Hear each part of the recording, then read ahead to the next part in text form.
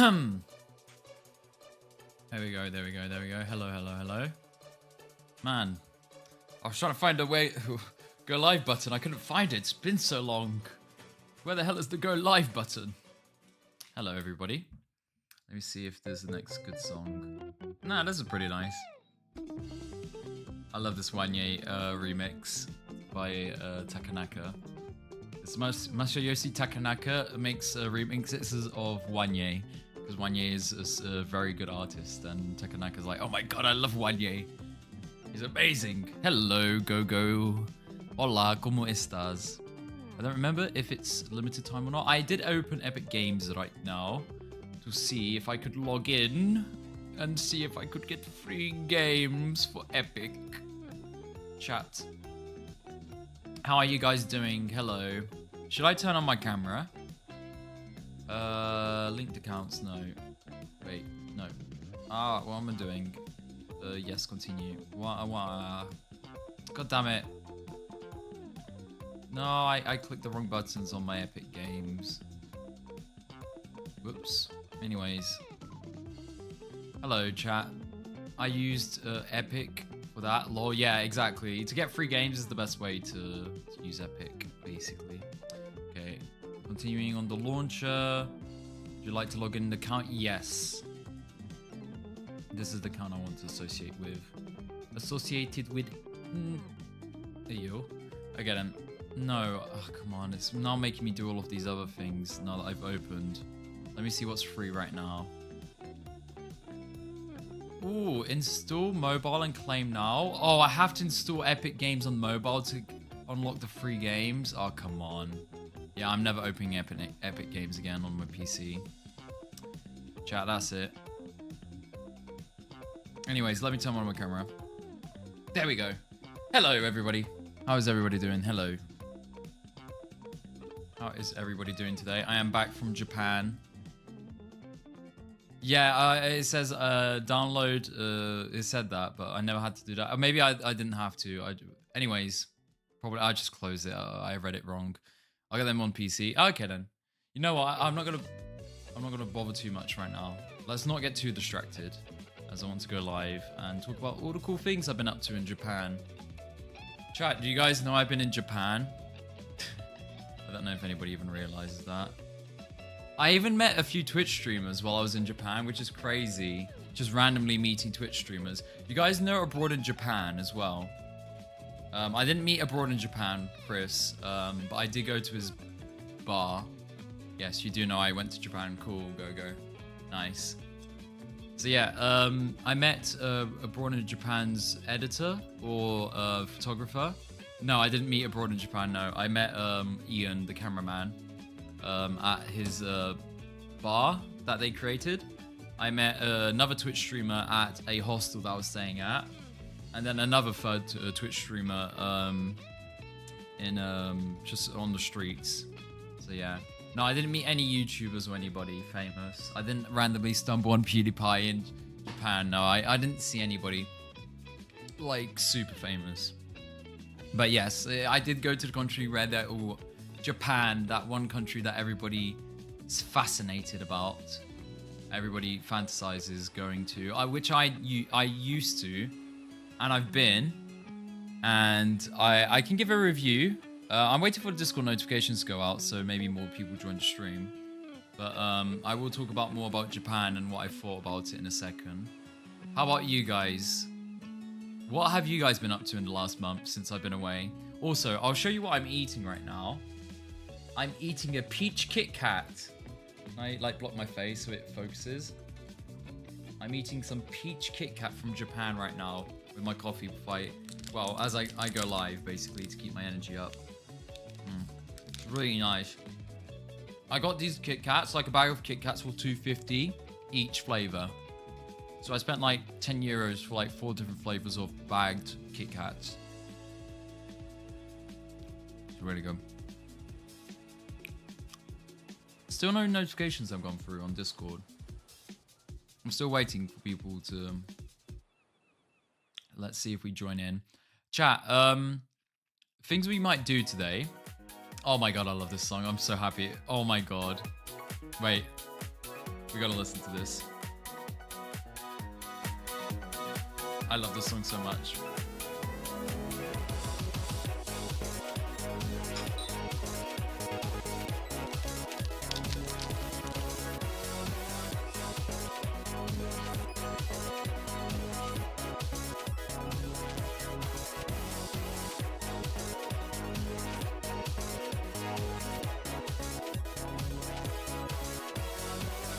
Okay, I just realized I also gotta move my camera a bit. Okay, chat, you're reforming my house right now? What do you mean reforming? Isn't reforming like retiring? Or are you talking about like remodeling your house? I love this song. This part is my favorite part right now. After this part, wait. So yeah. Remodeling, I get him. Because reforming, I think, means like getting rid of, or like I would guess like breaking down and putting up again.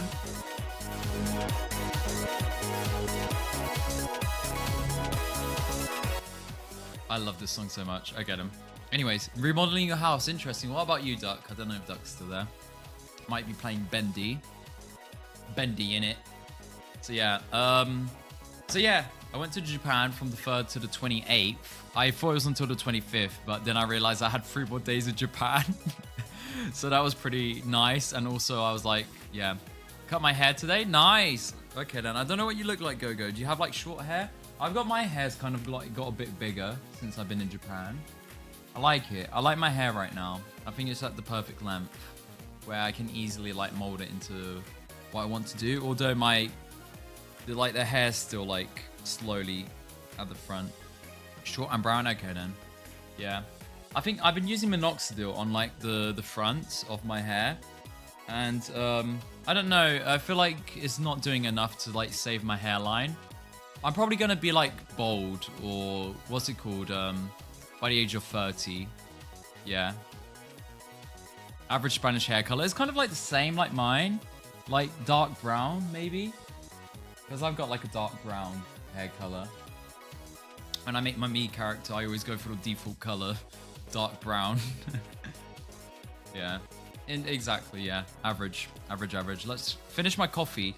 No Discord notifications, and I've been live for 11 minutes right now. Let me just run ads so that people don't get hit with ads if they join. I'm so sorry, Gogo. I'm just gonna run ads real quick while the music finishes.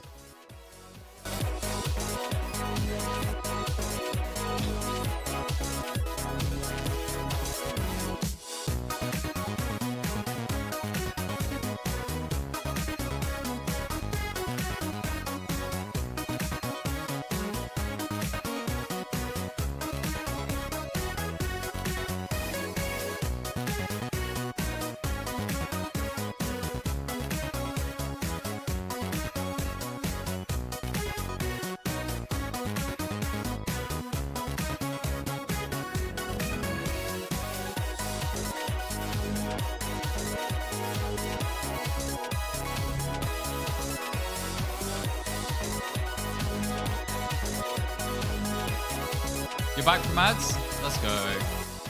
There we go. So yeah, I'll wait 3 more minutes until we get the 15-minute mark on stream to see if I can like just start ranting about Japan, since I don't see anybody else here. Oh, this is such a good song. Yay, Yoni's here. Okay then. You know what? I think 2 people at least can hear me talking about Japan, so I'll start yapping about going to Japan. How are you doing, Yoni, before we start? Yeah, exactly. I was waiting for more people to Japan. Sorry, my Discord notifications aren't going out, so I'm well. Very good. You're well. What have you been up to, Yoni, in the last month? Any big news, anything going on with you, dude? I feel like a lot time have passed because I did so much, but the time in Japan also went really quickly.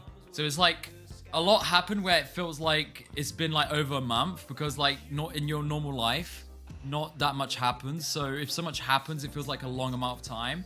But at the same time, those 3 weeks went by really quickly as well.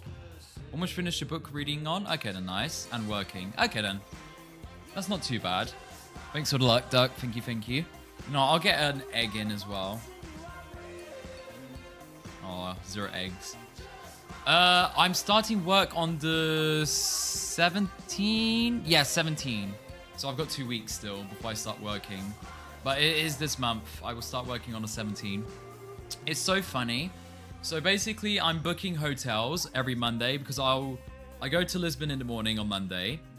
I sleep one night, and then I have Tuesday, and I come back at the end of the day. And then Wednesday, Thursday, Friday is going to be remote work. And the funny thing is, I've got 2 bank holiday Mondays in December, which is the 1st and the 8th. I like 2 long weekends, and like the month of December is going to be a joke a little bit. I'm going to work as hard as possible to like do a good impression in the first 2 months, as it's a year contract, but yeah. Anyways, you're just my type. Is there any like better, let me see, better storytelling music maybe? Let me see. No, I like, because it's only 2 days of work in Lisbon, I'd rather just sleep one night on Mondays, go in the morning Monday and come back Tuesday night. Yeah, and if I need, I can bother friends to sleep on sofas. But I try and avoid sleeping in sofas in people's apartments. Yeah, how you secure your stay. Exactly, yeah. They'll do a good first impression. And especially, I want to do it where I'm working, because when I'm going to work, I want to do a good first impression. So yes, no Discord notifications, but we'll start yapping about Japan. I like this. Random Pokemon jazz music. Okay then, let me see. Can I put it a bit lower maybe? What's the right amount of volume before I start ranting about storytelling Japan? I also will, I think I should do this, which is open my photos folder. Let me check if there's anything that's bad on my computer before I start that I might not be able to show. I don't think there's anything wrong. Yeah, I can just show all my photos. Yeah. I'm going to be liking, got 25 pages left. I'm going to put in the hours to start, dude. Yeah, exactly. Yodi, I was right about to start. I'll listen to stories though, so curious. Yes, okay then. I was right about to start ranting, so... Okay then, I'm going to see if I can open... Okay. Let me move my camera. And chat. You can go right underneath me, right there. There we go. So yeah. So I've got this folder. I've joined everything from Instagram and... on my phone in this folder, and I'm going to edit YouTube video with it. And I think the way of telling what I've been up to in Japan, I think is better if I have photos to go with it while telling the story about Japan. So, let's start. On the 3rd of October, so it was a Friday, I started my journey. I went from Porto airport to Brussels. Brussels to... Was it Shanghai? I think it was Shanghai in China. And then from Shanghai to Osaka. And all that I have from the flight is the flight from the China one. Because the airplane is massive. And they give like... They give blankets, they give pillows, they give eye... what's it called? Covers. Basically, they make it super comfortable for you to sleep in, what's it called? First class? Not first class, the poor people's class. I forget what it's called. Economy? I think that's what they call it. The poor people's class is economy. So, I didn't sleep at all, but they made it as comfortable as economy could be on a 9-hour flight. So, Brussels to China, Shanghai is 9 hours. On the way back, it was Zhaishang or something like that. Huishang to Madrid. And that was like 12 hours flight. And yeah. Chat, I don't recommend doing long flights if you're not able to sleep. It's horrible. Absolutely horrible. And then they even had these buttons that you could press to make the outside look darker. So like it was daytime, but you could press this button to get actual, like the real... what it looked like outside instead of making it look dark. I've never been to Porto Airport. Lisbon Airport's average, just a good airport. Porto's really nice. And on these long flights, you get food included. Basically, I had like this warm meal in a foil, and they give like other things. There was chocolate mousse, some salad, bread with butter. It was all good food, good average food. I don't know if I'll show this in the YouTube video or not, but maybe I might show all of this in the YouTube video. So this was my first meal. They give 2 meals in the 9-hour flight. They even gave wine. So I did drink some wine during my journey to hopefully like try and sleep better, but I still didn't sleep that much. And they've also got the screens that show you where you are. So at this moment that I was filming, eating, I was right above Copenhagen, kind of. So at this point I was right above like Latvia and Estonia and stuff like that. Madrid airport was average. I only like did my what's it called, connection flights. So I only stayed in like Madrid airport for like an hour or 2. Yeah, I was above Helsinki at that point.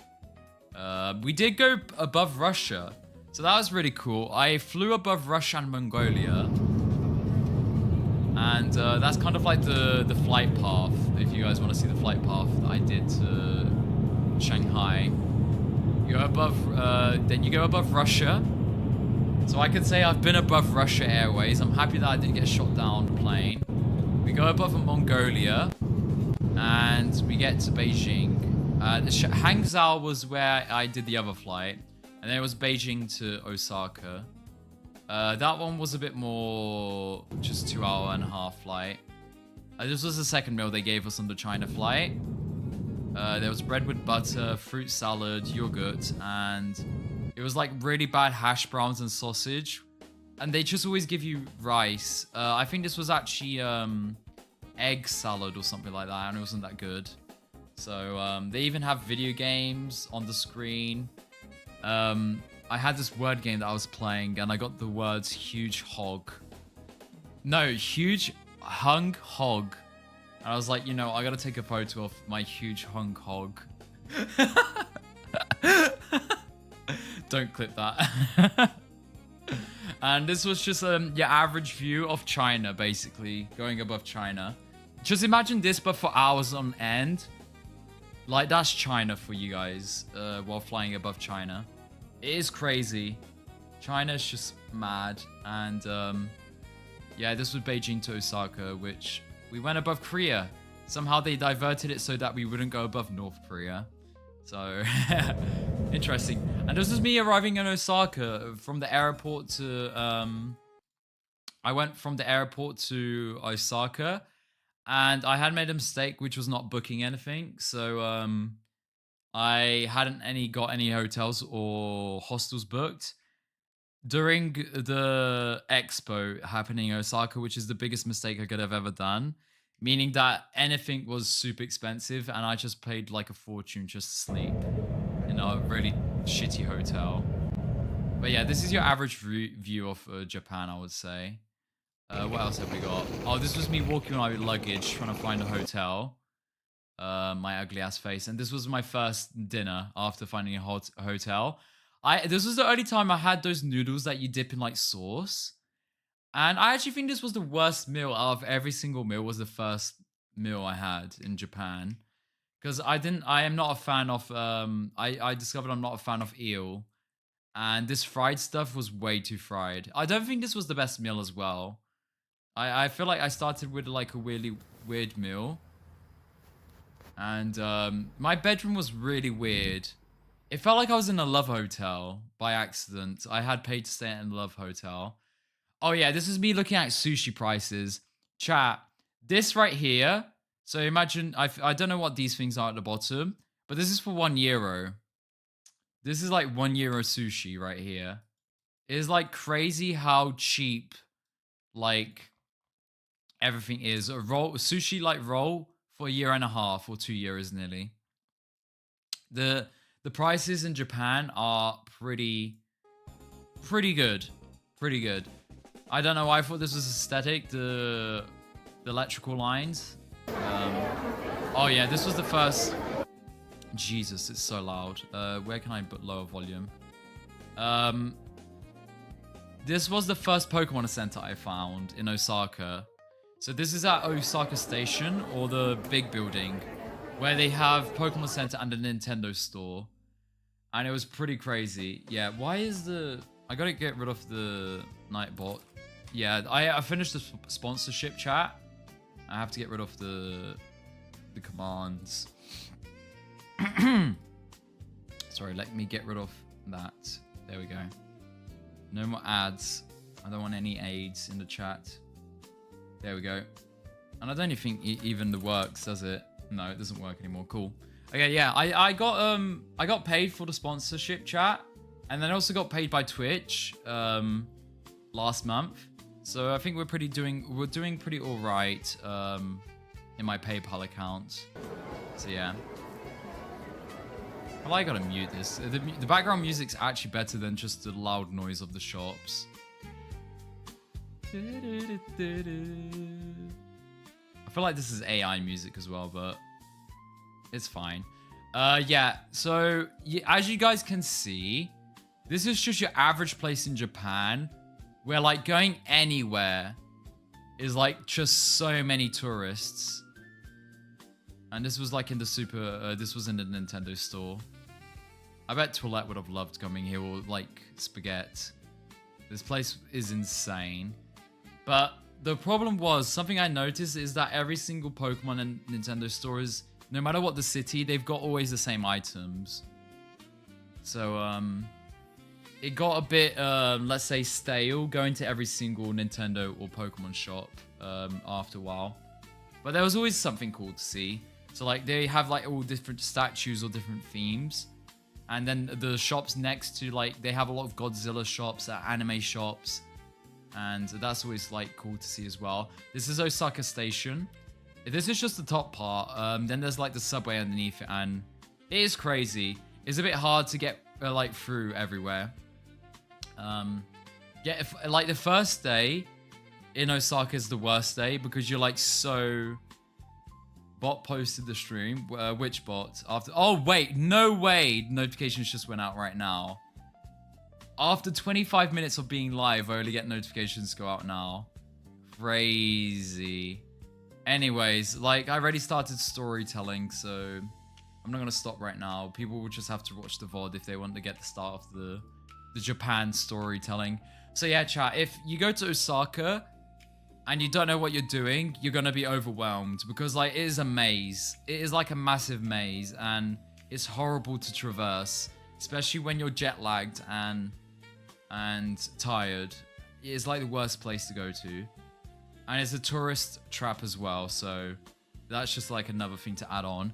But there was a lot of promotion for the new Pokemon game coming out. I haven't even seen much of the new Pokemon ZA. Probably have to talk to Grim about it because he might have got it. Everywhere in Osaka, there was like Pokemons and promotion for the video game, which I loved as a Pokemon fan. I also went to the Ghibli store. There are multiple Ghibli stores. Thank you, William. I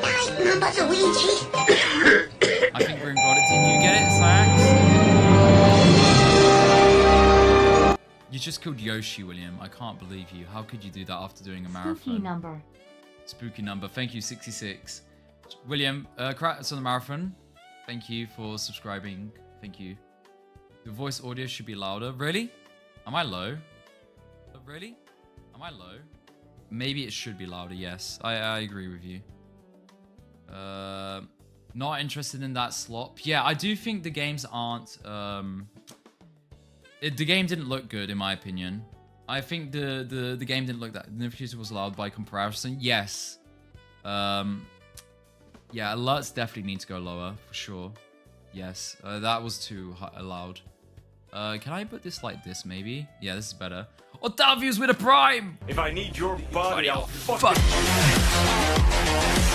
dick. Thank you, Otavios. Thank you, dude. Thank you, thank Yo. you. Yes. This was the Studio Ghibli store in the supermarket above the station in Osaka.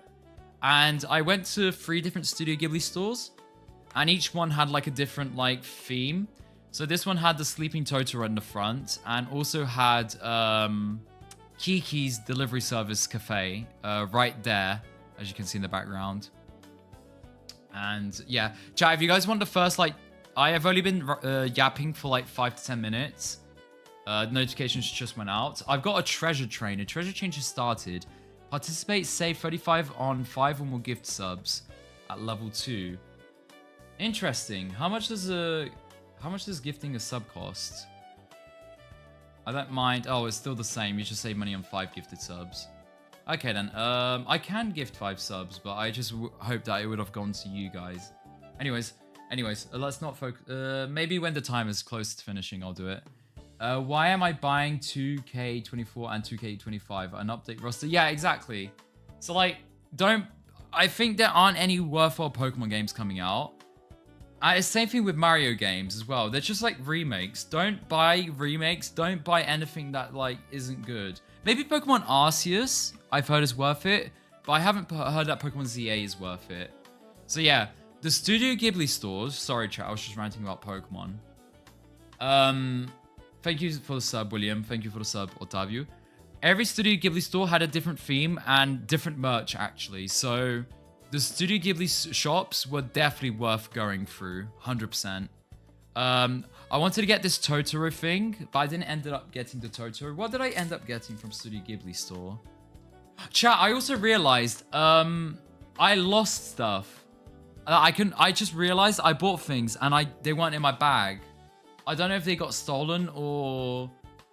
Yeah, because there were things that I bought and I don't have them. I bought a t-shirt from a Studio Ghibli t-shirt. Let me see if I can find it. I bought a Kirby napkin, chat. Not a napkin, a Kirby, like, thing to clean, like, with. And it wasn't in my bag on the way back, so... Yes, I lost it. Let me see.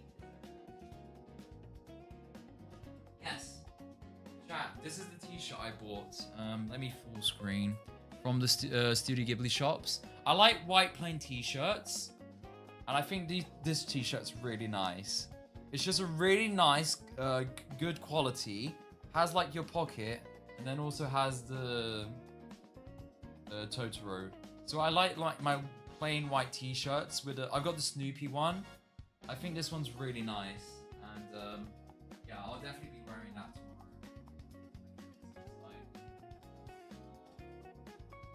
So from Studio Ghibli, I got... what did I get from Studio Ghibli? Did I actually get stuff stolen? I'm so confused. Oh, I got this. Sorry, it's right here. I definitely felt like for a while that I'm like missing stuff that I bought that is not back with me. And I know the Kirby napkin is one of them. I think I might have lost 1 or 2 Studio Ghibli things or they got stolen or something. Also, make your bed. Okay, I'll make my bed on stream. I got these, chat. Oh, Jesus. I got these. These are really cool. So, chat, do you guys know what these are? These basically are paper theaters, as they say. So, basically, they're a bunch of different papers, and you stack them in front of each other, and they make, like, a scenario. So, I've got this one from my Howl's Moving Castle. So, that's How and Sophie. And then I got this one of Princess Mononoke. So, one of the things were after storytelling, I was going to make this on stream today with you guys later. Also, let me just make my bed real quick, actually. Ah! Let me make my bed. God damn it! I'm gonna make my bed.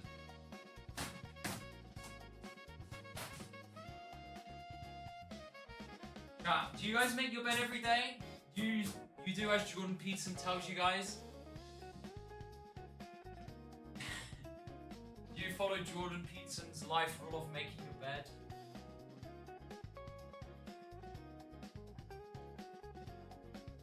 You do? Okay then. You know you're a healthy member of society if you make your bed every day. That's what Jordan Peterson says. There you go. There we go. Clean chat, right? Much better background. Much better, right? I clearly make my bed every day, surely. So yeah, did I buy anything? I'm literally gonna go through the store, see if I like lost something that I might have bought. So I definitely bought the paper things. I definitely bought a pin. Oh wait, I've definitely got a Totoro pin somewhere. Yes, I definitely got that somewhere. I have a bag of things that I bought. So I even bought like ramen from a ramen museum. I'll show later in the video. I definitely have. Where is it? That's Mario. There we go. Yeah, I got this Totoro pin right here. I don't know if I'll keep it or I'll give it away to someone. But yeah. I got like a bag of merch for my friends basically right here that I'm going to give away. Yes, Mike, I had a lot of fun. How are you doing, mate? Hello, hello. So yeah, I'll make the paper Fietas on stream later. So yeah, I had the tree, I had Kiki's delivery service cafe. I didn't buy any Studio Ghibli plushies or anything. But yes, what have you been up to the last month? Anything interesting while I've been in Japan, Mike? Yeah, exactly, chat. This is it. This is it right here. So you got Kiki, like bakery. Must have been expensive. Mike and chat. Japan's pretty cheap if you like live like a Japanese person. Japan is super cheap. I just got like, I would go to the tourist like areas or like I would go to like the places that you get scammed to go to. Yo, Alex, how you doing? Hello. Long time no see, bud. How you doing? I am not playing TFT, so don't worry. I'm talking about when I literally came back from Japan this week. I've been in Japan. I came back on Tuesday? No, Wednesday. I got back on Wednesday from Japan. Yo, dude, how you doing? Good to see you. Alex, mate. So yeah, let's continue and let's not get distracted with Alex's beautiful face. Let's continue with the Japan storytelling. So yeah, this is Kiki's delivery service. There was some really cool merch here, but it's just too big to put like in your bag. I would have like posted it through mail, like got myself like a mail bag, a cardboard mail bag, and posted like merch and stuff I would have bought. But yeah, I saw it on IG and met up. Yes, I met with Clown. Yes, in Japan. We're gonna get the photos of me and Clown will appear in a second. So yeah. I also wanted to buy this. This I think is beautiful. It was 4,950 yen, which is like 30 euros. One thing I had was always open with me was this chat. This exact website on Google, and I'll just write how much yen everything was. So for like 27.70, you could buy like this like thing that you have hanging that like gyrates with the sun. In like see-through. I think this is beautiful, but I didn't end up getting it because I was worried it would break in the bags. Ah, shit, I didn't gift the subs. Oh well, I lost the train, hype train. Anyways, it doesn't matter. So yeah, I don't think I bought any of these like gimmick stuff, but there was a lot of cool merch. This store was definitely one of the better stores. And then I went to have lunch in the same building on the bottom floor. And man, this was one of the first ramens I had. I would have given it a 7.5, 8 ramen. This was like a not a clear broth. The reason I'd only give it 7.5 because the ramen and broth were really nice, but it had like these vegetables. So it had, I don't know what this is. This is sweet potato. This is tomato. It wasn't. In my journey chat, I can say I had a 10 out of 10 ramen. So now looking back, I look at this one, I'm like, this is a 7.5. This is something like you probably could get close to in Portugal. In Portugal, you probably could get a little bit better than this. But I had like 10 out of 10 that I hopefully took photos of. This egg though, look at this egg. I don't know if anybody has like a phobia, but like this egg was like insane. That egg was like one of the most insane eggs I had. It's so like, how do I what is the word for that? Is that sexual? I don't know. Is that the word to describe an egg? That's a weird word, but I was gonna say same, Alex, but I don't know. So yeah, I ate it all. My friends, when I posted this on Instagram, they would always get annoyed that I wouldn't finish the broth. Like they said, you have to finish the broth until the end. And I was like, no, why did I post like me not finishing broth? So yeah, more promotion for the new Pokemon games. This is right next to the station. It's really beautiful park. that they have where they play music and stuff. It was raining that day, so... And I went to Umeda Sky Building. I'll show chat what Umeda Sky Building is. So basically, it's this building they built like a bunch of years ago. And in the building, they show how they built it as well. Basically, they like this middle part, they had to lift, and then they had to build the top part on the sides so that it would hold this middle part that people can go up. I bought tickets to go to the art museum in the building and to the top part. On the first day I did the art museum, I then saw that to go to the top was like a huge line of tourists, and I was like, I'll come here tomorrow on a Monday, and it was still a huge line on the Monday, but yeah, this is because it has a hole. The egg has a hole. Oh no, the average male. Anyways, this art museum impressed me a lot. And I took photos of my favorite art pieces. And the artist is inspired by like war and chaos, but also Buddhism and stuff like that. And some of the artwork was like really nice. This is the building with a dragon. And there's a lot of mythology that the artist had. And I'll show all of this in the YouTube video. I'm going to make a YouTube video all about everything, chat. Oh yeah, and then at the end of the day, I went, instead of going up to the top of the Sky Building, I went to Osaka Castle. And Osaka Castle is one of the really nice castles. But again, just too many tourists. But I ran on a really beautiful day where it had just finished raining. So the sky was kind of open and cloudy. And the view made the atmosphere really nice to see the castle.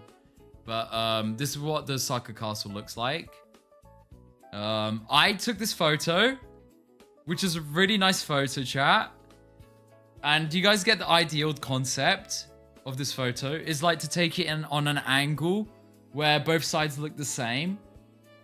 And then I think people realized the photo I was taking. And then after taking this photo, a bunch of other people tried to take the same photo as me. I was like, I'm a trendsetter.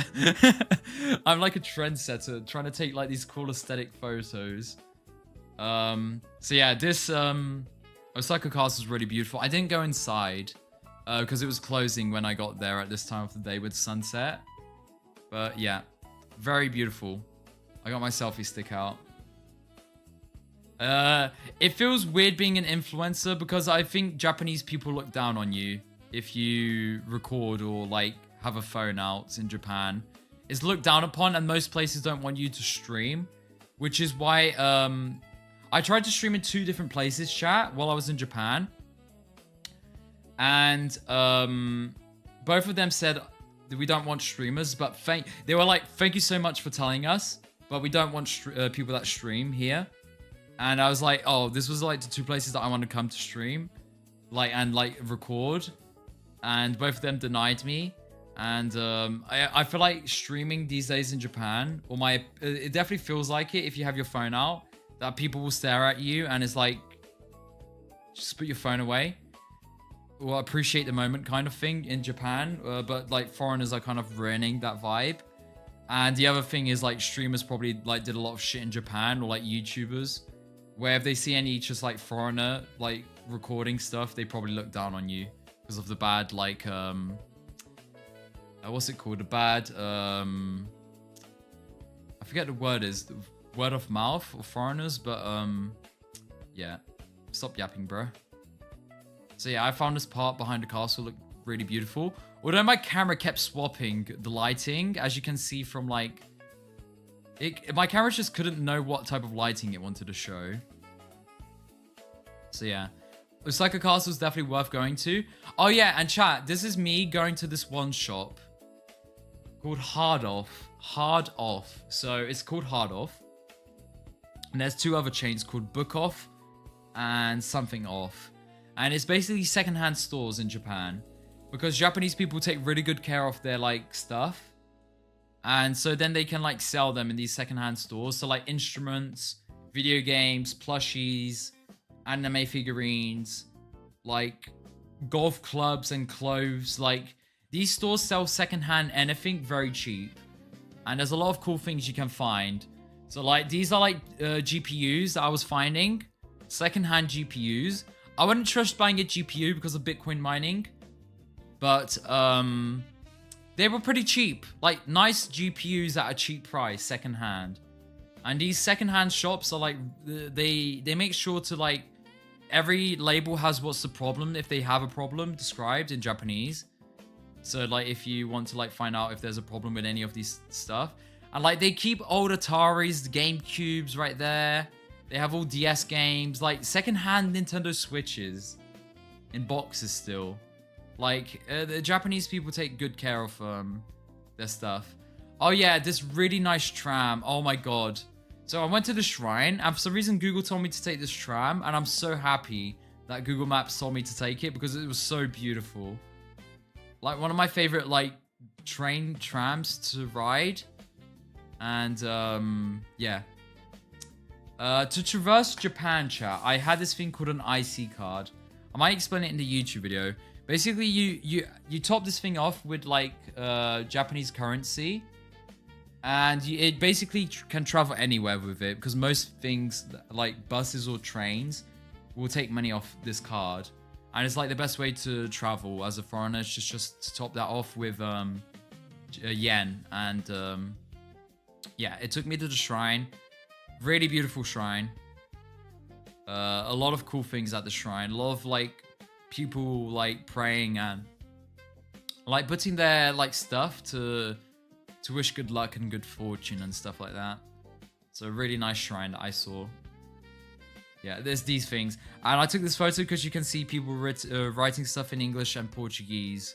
I think it was Brazilian Portuguese, but yeah, people were like also like writing down their stuff on the wooden things. And on the wind, when it wind, like they like the wood slaps against each other and makes like a really nice noise.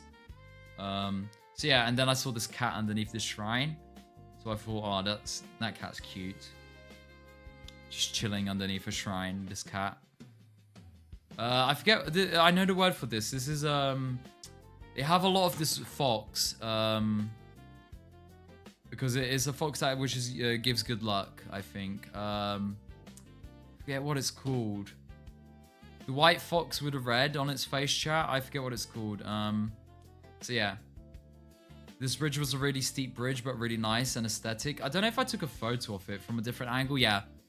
A really nice bridge in the shrine. After a while, I got a bit fed up of seeing shrines. Not Red Panda, is it? It's the white fox with the red stuff on its face. I know what it's called. They even made a video game about it. Kitsu. No, was it in Nikitsu? I forget what it is. Even Porter Robinson has a song about it. Someone probably knows what I'm talking about. Oh yeah, that was this first try. I had the fried octopus balls, and it is so good.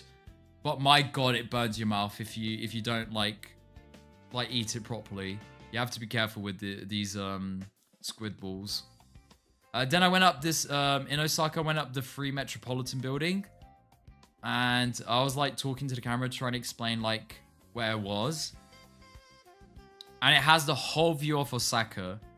Osaka is massive. Look how massive. And this is just one of the sides, chat. This is just one of the sides of the building. That's the east side. This is looking north. Like, how massive is this city? It is a bit scary as like we feel like ants looking outside of this place. This is the park that it was really funny. I met this German guy when I got lost through the train station. He helped me with directions. And right after going up this building, I went to the park and I met him again. Is this guy called Ricardo Grande, and he's a German guy. And then we ended up hanging out a bunch of times throughout Japan. So that was a really cool guy that I just met randomly. Yeah, a German guy called Ricardo Grande. It's a funny name, isn't it? Yeah. This is like the building, and this is like the park, so kind of size comparison. I felt a bit, what's it called? This is where I was taking these photos, chat. I felt a bit, what's it called? Like, I scared of heights, a bit nauseated, because I'm not good with heights. I think it's more with open spaces that I'm not good with. So literally, I took this photo and then he literally came around this corner like a minute later after taking this photo. And yeah, and then we hang out and saw shrines together. And I saw a lot of bell towers.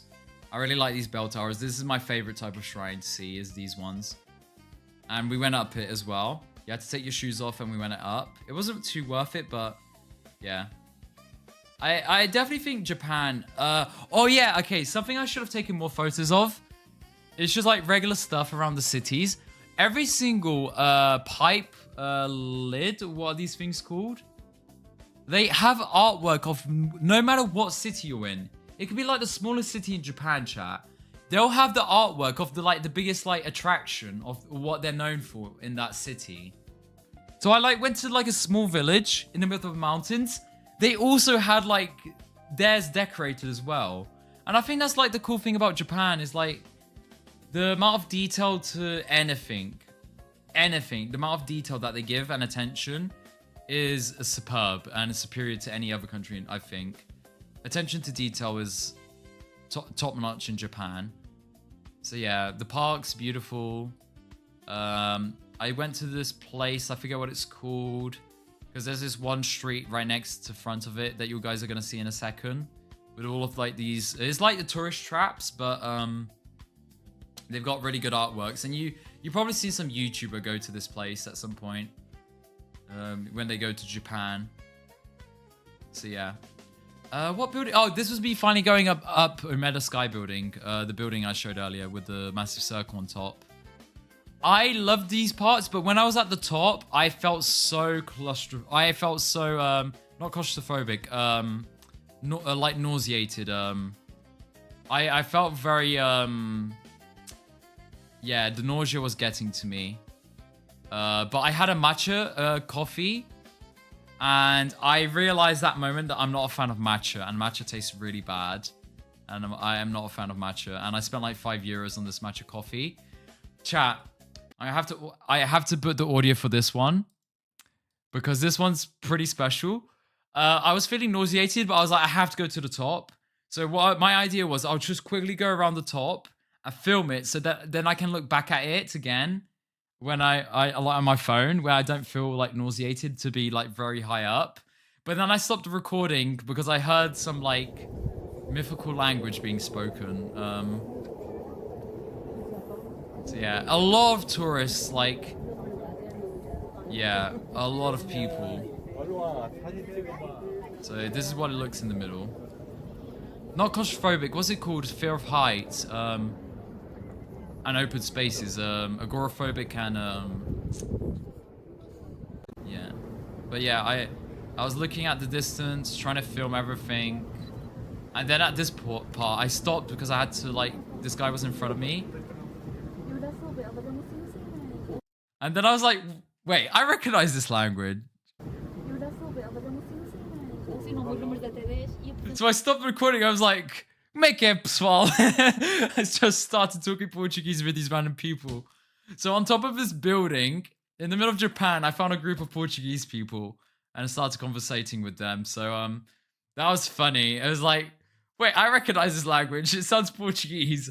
And it wasn't Brazilian Portuguese because I ignore all Brazilian people because that's fake Portuguese. But when I see Portuguese people, I'm like, I have to say something. So then I talked to them and I continued recording, going around the building. So yeah, Osaka is pretty massive. And this was me going down the elevator again.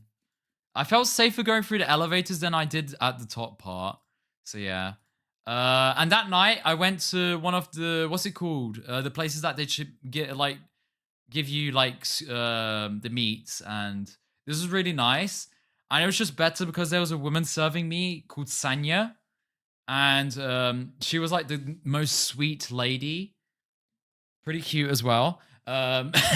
Pretty quiet. And she was like just serving me drinks all night and food. And it was a really nice like small bar in the middle of Dontobori, which is like the most like tourist heavy areas ever, Dontobori.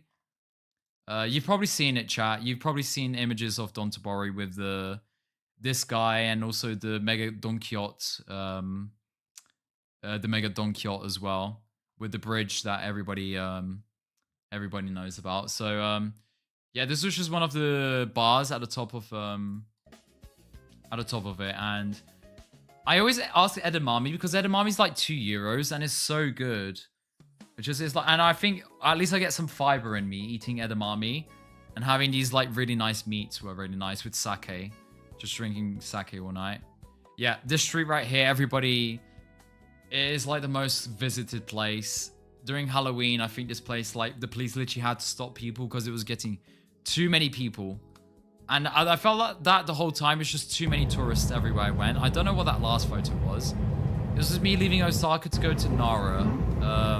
If anybody knows the deer park. So yeah, this is the deer park. Deers everywhere. Literally here, deer. There's deers right here. There are deers everywhere in this park. And I avoided going to the main shrine because there was a massive line to enter this shrine right here. I think you had to wait like 30 minutes to an hour just to get into this area. And then like entering this building must have been like crazy. So I decided to do something a bit different, which is just like get lost. And I got lost like going around the park. And I think that was the best thing I ever did.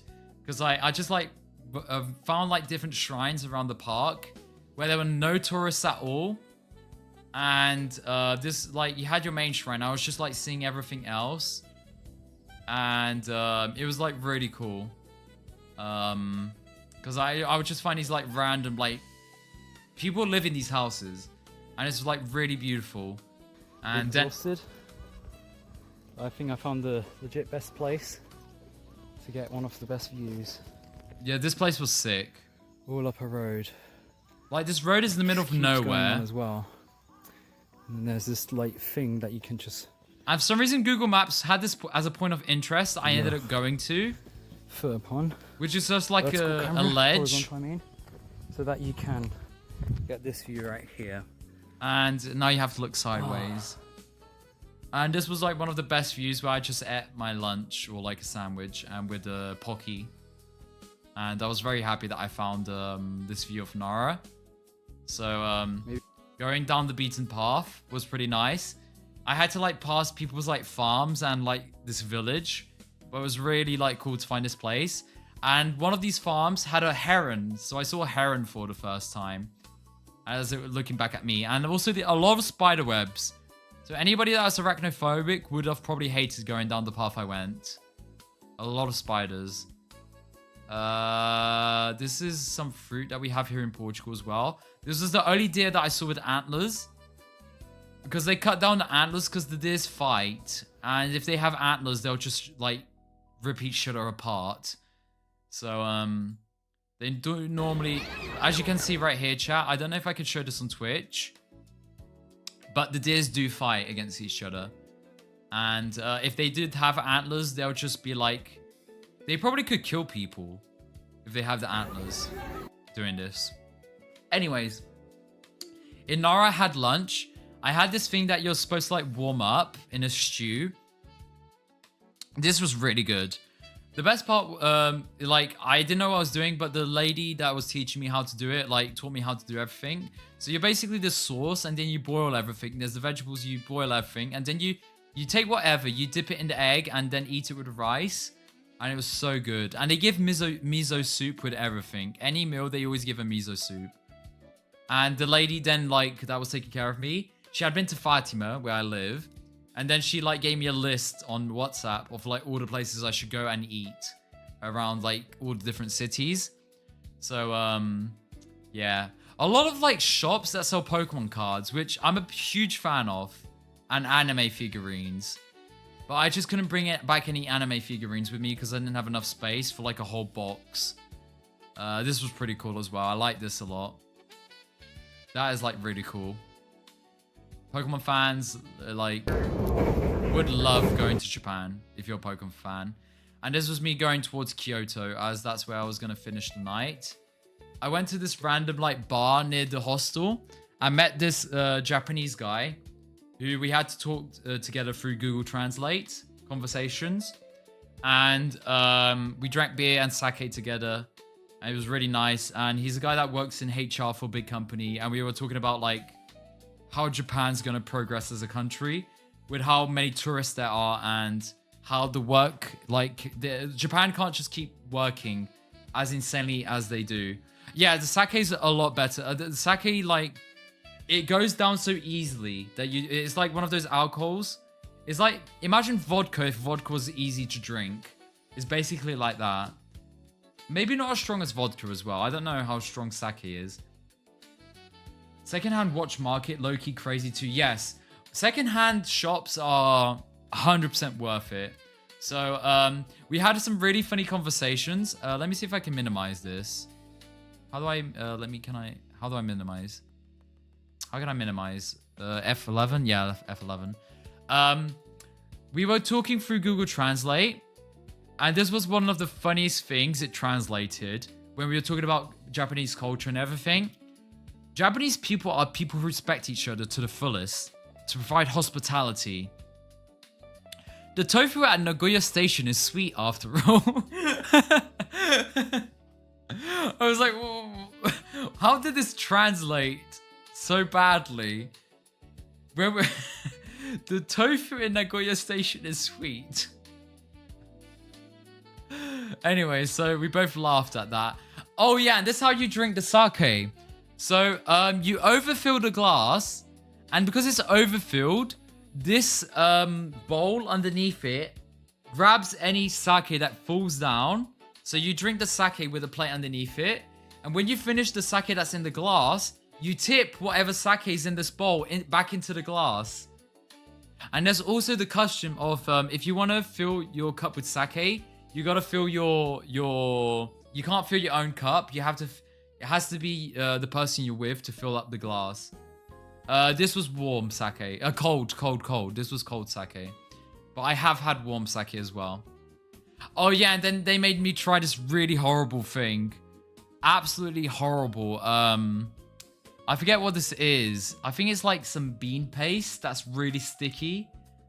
It's like their worst like type of food that Japanese people joke about how bad it is, but they eat anyways. Because it's seen as healthy or something like that. I forget what it's called. I don't know if anybody chat knows it. But yeah, it was not good. Yeah, they made me eat it and I was like, you know what, I'm going to try it. And it wasn't good, yeah. This was one of the big torii gates that you could go under. Oh yeah, this was the 1000 torii gates in Kyoto. Yeah, chat. The thing that ruined it is just this right here. I think this photo describes the most how terrible it is because of tourists in Kyoto. You walk at like 1 mile per second because you can't it's too many people. It's just too many people. Yeah, Japan should just go like we're full. We don't want any more tourists because understandable. You guys need to get rid of tourists. It's too many. But they had this bamboo forest in the middle of the torii gates, and I went like a different path to avoid the tourists.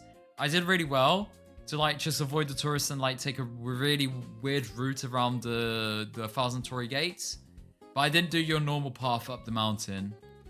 And yeah, there's very beautiful shrines, very beautiful like monuments, more spiders.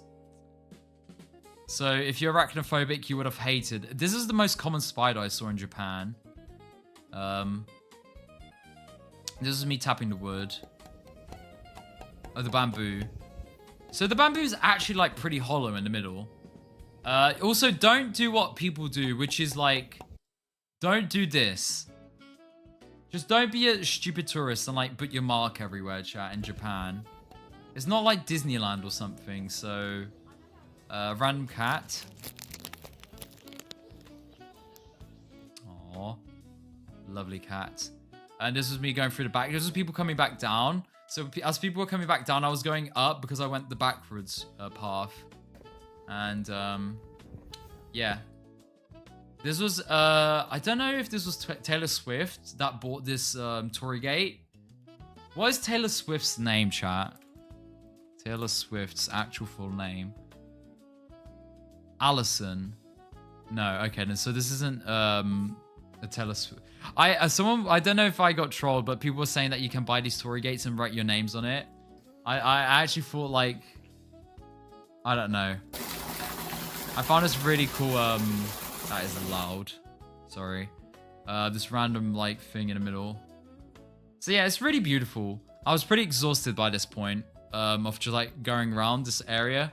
I probably had walked like 30,000 steps this day or 40,000. And this was a view of Kyoto at the top of the mountain. Kyoto is one of my favorite cities because they really have a lot of nature with city. So it's like a really nice, beautiful combination. And they keep everything really clean. Like most of Japan's clean, but Kyoto especially. And as you will see as when I go around the lake. And the lake is really beautiful. This ramen I had, chat. This was a 8.5 out of 10. This was like really peppery, but really nice. This was really umoi. I forget what the word is in Japanese. But this one was really nice. This was me just trying to film like a... So you get an idea of what it looks inside the train station. Without like getting noticed. Because it's rude to film like other people. More shrines that I went through this park. The shrine had really beautiful like gardens in it.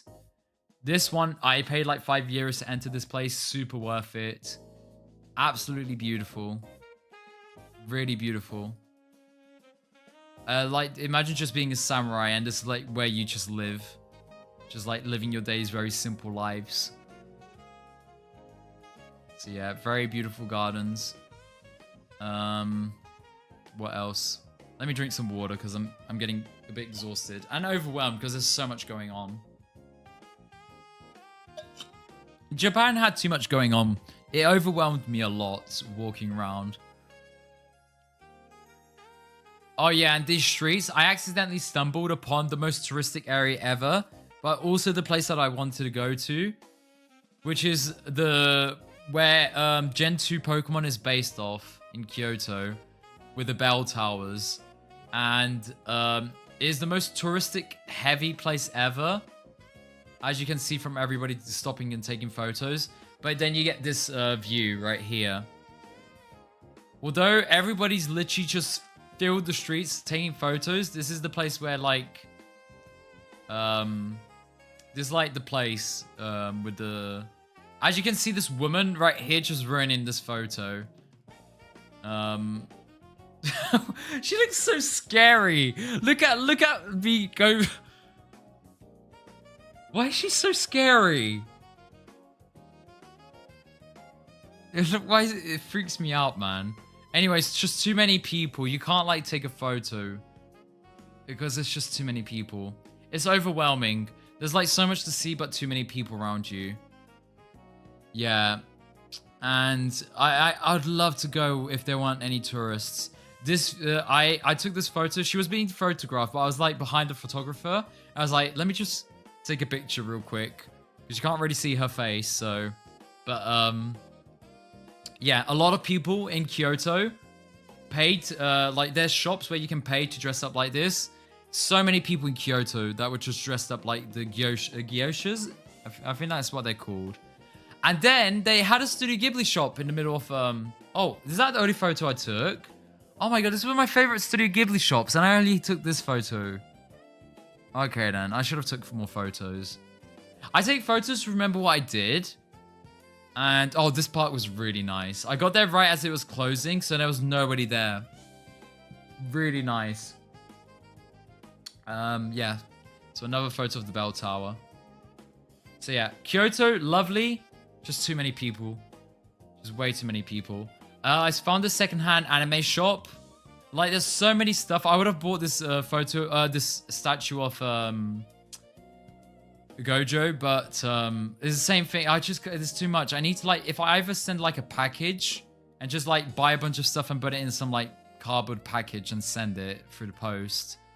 Oh yeah, and then I had this lovely with my girlfriend chat. I forget what this is called. I think it's I did write it down somewhere. Okutokumuri or something like that. Which is just basically an omelette folded with a bunch of stuff in it. And I got recommended this place by the lovely lady that was recommending me all the places to go to.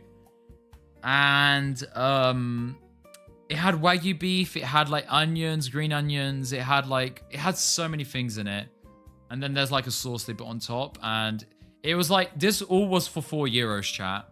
So that's why they recommended it, because it's like, all of this for €4 is crazy. Like, super cheap. This is like the places that like if it's not like the tourist traps, you can find everything super cheap. And then I ended the day actually, because it was, the shops closed at 8. I did go to this Nintendo store in Kyoto. And then I realized most shops, they all sell the same things. But then they just have like different statues or themes. And I bought this Snorlax for my friend. They have Lugia and Ho-Oh in the Pokemon Center as... Oh, chat, I'll show you guys something. I bought badges from each Pokemon Center. I'll show you some of the badges. Sorry. And so I got badges from each Pokemon Center. I got one from Osaka. This is the first one I found. It has the latest generation legendary. This was the one from Kyoto. So that has Ho-Oh and Pikachu on it. Very cool. Then I got one from Nagoya. This is Celebi. So Nagoya, they have the forest, Elix Forest near Nagoya. Or where they probably based Gen 2.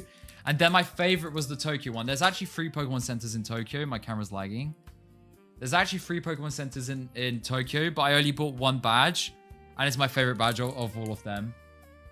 I love this badge so much. It's so cool. Camera focus.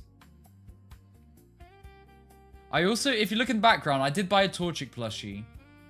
This one is the coolest Pokemon Center badge, as I am a huge fan of Rayquaza. So, yes. Very cool. Very, very cool. Anyways, so yeah. Yeah, the Kyoto one was Gen 2 based, and yeah, I then went to another palace with the shrines. One of them actually like had the schedule that you could have gone there, so I couldn't, because he had schedule when to go to one of the palaces. I didn't end up going to that one, which is this one right here. You had to like reserve a spot, and then it cost like €10 to do it on the moment. I was like, nah, I'm not getting scammed just because I didn't tell me that you had to reserve this. There's a lot of things that I only learned after doing it. So next time I go to Japan, if I do, like there's stuff that I learned. Okay, then next time I go, I need to be aware of this. Then with Ricardo Grande, the guy I met, the German guy, we went up this mountain side near Kyoto, and we saw these really beautiful shrines. These were soba noodles, so tea noodles. They weren't that good, but the what's it called? The pork in the cutlet. It's called Tutsuki. What's it called? I forget what it's called. This was so good and so filling, but it's so good. And we saw these shrines up the mountains, and it was really beautiful. I should have taken more photos of it. I might have to like Google search for photos that look better than mine, because I ruined everything with my camera. I really did ruin the beauty of Kyoto with my camera.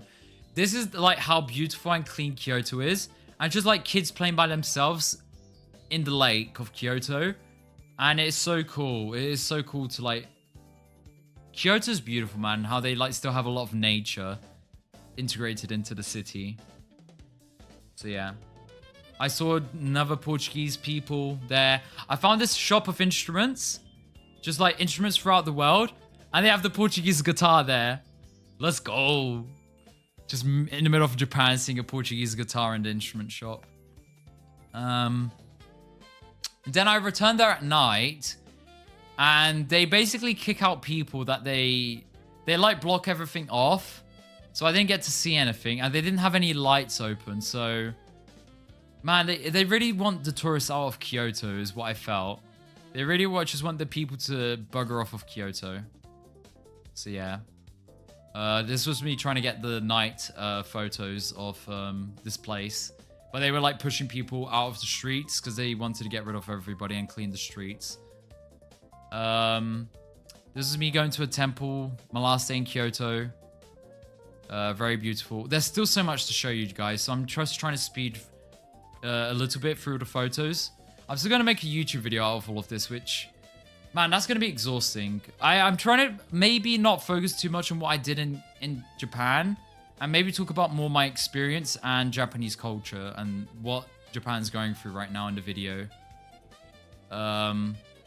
This was my favorite ramen place. I got recommended by the HR guy, and he recommended this place. Ramen and water for 1,000 yen, so €5 or $5. And this was one of my favorites. This was like a 9.5 out of 10. The price, how good it was. Oh my god, every single bite was amazing. It maybe could have done with a bit more meat. And the egg was super small. But for for €5, 1,000 yen, this was insane. 9.5 out of 10. Really, really good. This was me seeing some koi fish. They're massive, by the way, these koi fish. Massive. Like, that mouth is like the size, like, this is like massive. Like, these koi fish are massive, the koi fish. This was me seeing a car. I think Otavi would like this. I think I showed this video. I don't know what this car is. There was a lot of... In Japan, people have like these really like kitted out cars in the cities. Or they dress up really well. Like, a lot of Japanese people dress up really well. I saw some like emo looking people. And my god, they like dress up to like a T. Oh, this was me riding the... what's it called? This fast speed rail for the first time to Nagoya, from Kyoto to Nagoya. Yeah, you're going at like 250 kilometers an hour on the train. Tsubami? No, I forget what it's called. Oh my god, how am I forgetting? So yeah, just seeing all the rice fields. And I went to Nagoya. Nagoya is like the city that no of the tourists go to. And I noticed because there was no foreigners in the city. Apart from Asian people. Asian foreigners like Filipino and stuff like that. Or Chinese. And there's literally nothing to do really. It's just like a big city. And it's not that interesting, Nagoya. I met up, chat, with the one and only. But in Nagoya, I did meet up with Clown. And we had drinks, we had like bits of food. And this is me hanging out with Clown right here. This is Clown, if anybody's ever... Chat, this isn't exclusive. This is your... I think Clown's like 33 or 32-year-old Clown right here. So yeah. This is us hanging out together, eating food, drinking beer. So yeah, not my first time ever seeing Clown. But it was cool hanging out with him. How are you doing, Toilette? A lot of food, Toilette. A lot of food. This was just a random hotel entrance that I had to take photos of. Because they look just beautiful. Those are your headphones. Did Clown steal your headphones? Oh no. So yeah. A lot of cool stuff. This is just like a random samurai shop that had a lot of people trying to enter it. And me and Clown were like, what the hell's going on? And then right next to it is a building for wall climbing. And what's it called? Bouldering. I was like, man, Japan is so random. They have this club where people like go to like meet Japanese people dressed up and samurais. Right next to it, there's just a bouldering place. But on YouTube, when I was like finding like what the hell can I do in Nagoya, some YouTuber had recommended this cafe. Oh my god, some of the best pastries I've ever had. The food here, this cinnamon roll was insane. I had like a baguette that I only took a photo of in another place of the baguette. So good. So good. But in Nagoya, they had the train station. I forget what the train station is. It's like a museum of the train stations, and it tells you like the evolution of trains in Japan. Shinkansen, that's it. Shinkansen. And it tells you about the new magnetic, like the levitating train and how it's going to work, and how by 2035 they want it at least working or something like that. Like they're already working on a superconducting magnetically levitating train, or the maglev for short, which will go like at, the one they've tested. They've got it to go at 581 kilometers an hour. So it will go from like Kyoto to Tokyo in 30 minutes, which is insane. Insane. Like a train would, I mean, the airplane would probably take you 2 hours or an hour and a half plus like waiting. Just imagine getting in a train and going to one city to the other in 30 minutes is crazy. So it's got like the world record for the fastest like land traveling train. 581 kilometers an hour. This is what it looks in the inside. This is what it looks from the outside.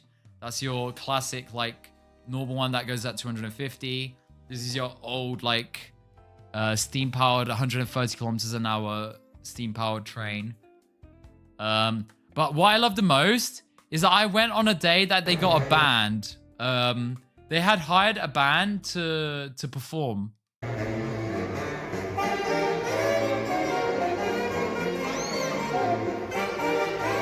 I should have just stayed there and recorded, because they had a whole orchestra appear after this.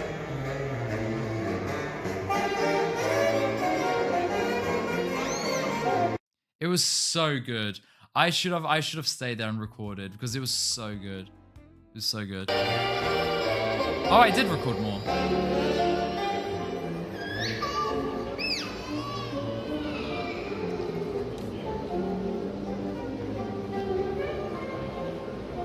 It was really good. And this guy right here, this dude's lungs are so powerful. He grabbed one of the classic, like, you know, the choo-choo kind of whistles that they have in the old trains. He had just the whistle, and literally his lungs were so strong he could blow through it and make the, like, choo-choo type sound just with his, like, breath and blowing. I don't know if I recorded that, but... So I was just, like, going through this museum with like orchestras playing in the background and a piano, and looking at all like the evolution and everything of trains. Oh yeah, and the crazy thing is that Japan actually works on 2 different frequencies of electricity, which is crazy as an electrician to, especially if they want to add like a magnetic train, how they're going to have to work with, like, if they're providing electricity, how the frequencies might, like, fuck with anything. The frequency variations.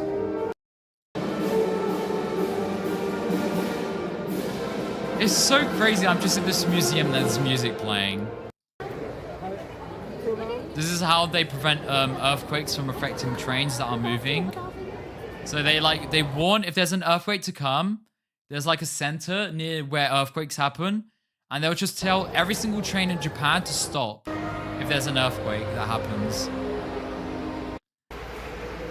So this is a Halloween-themed train right here. Very cool.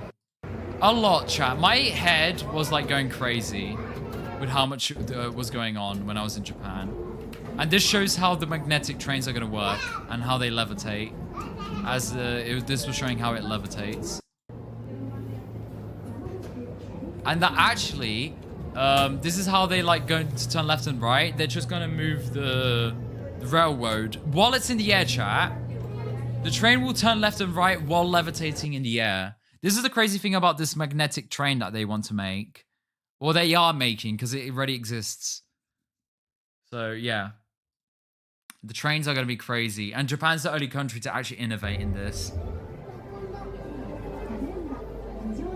So yeah, as it will go like to a certain speed with wheels on the floor, and then it will be levitating. And they give you kind of like a fake experience of what it would be like to ride one of these trains. Yeah, and then a lot of museums that I ended up going to, they all have like mini figurines or mini setups of reality, and it's so beautiful to explore.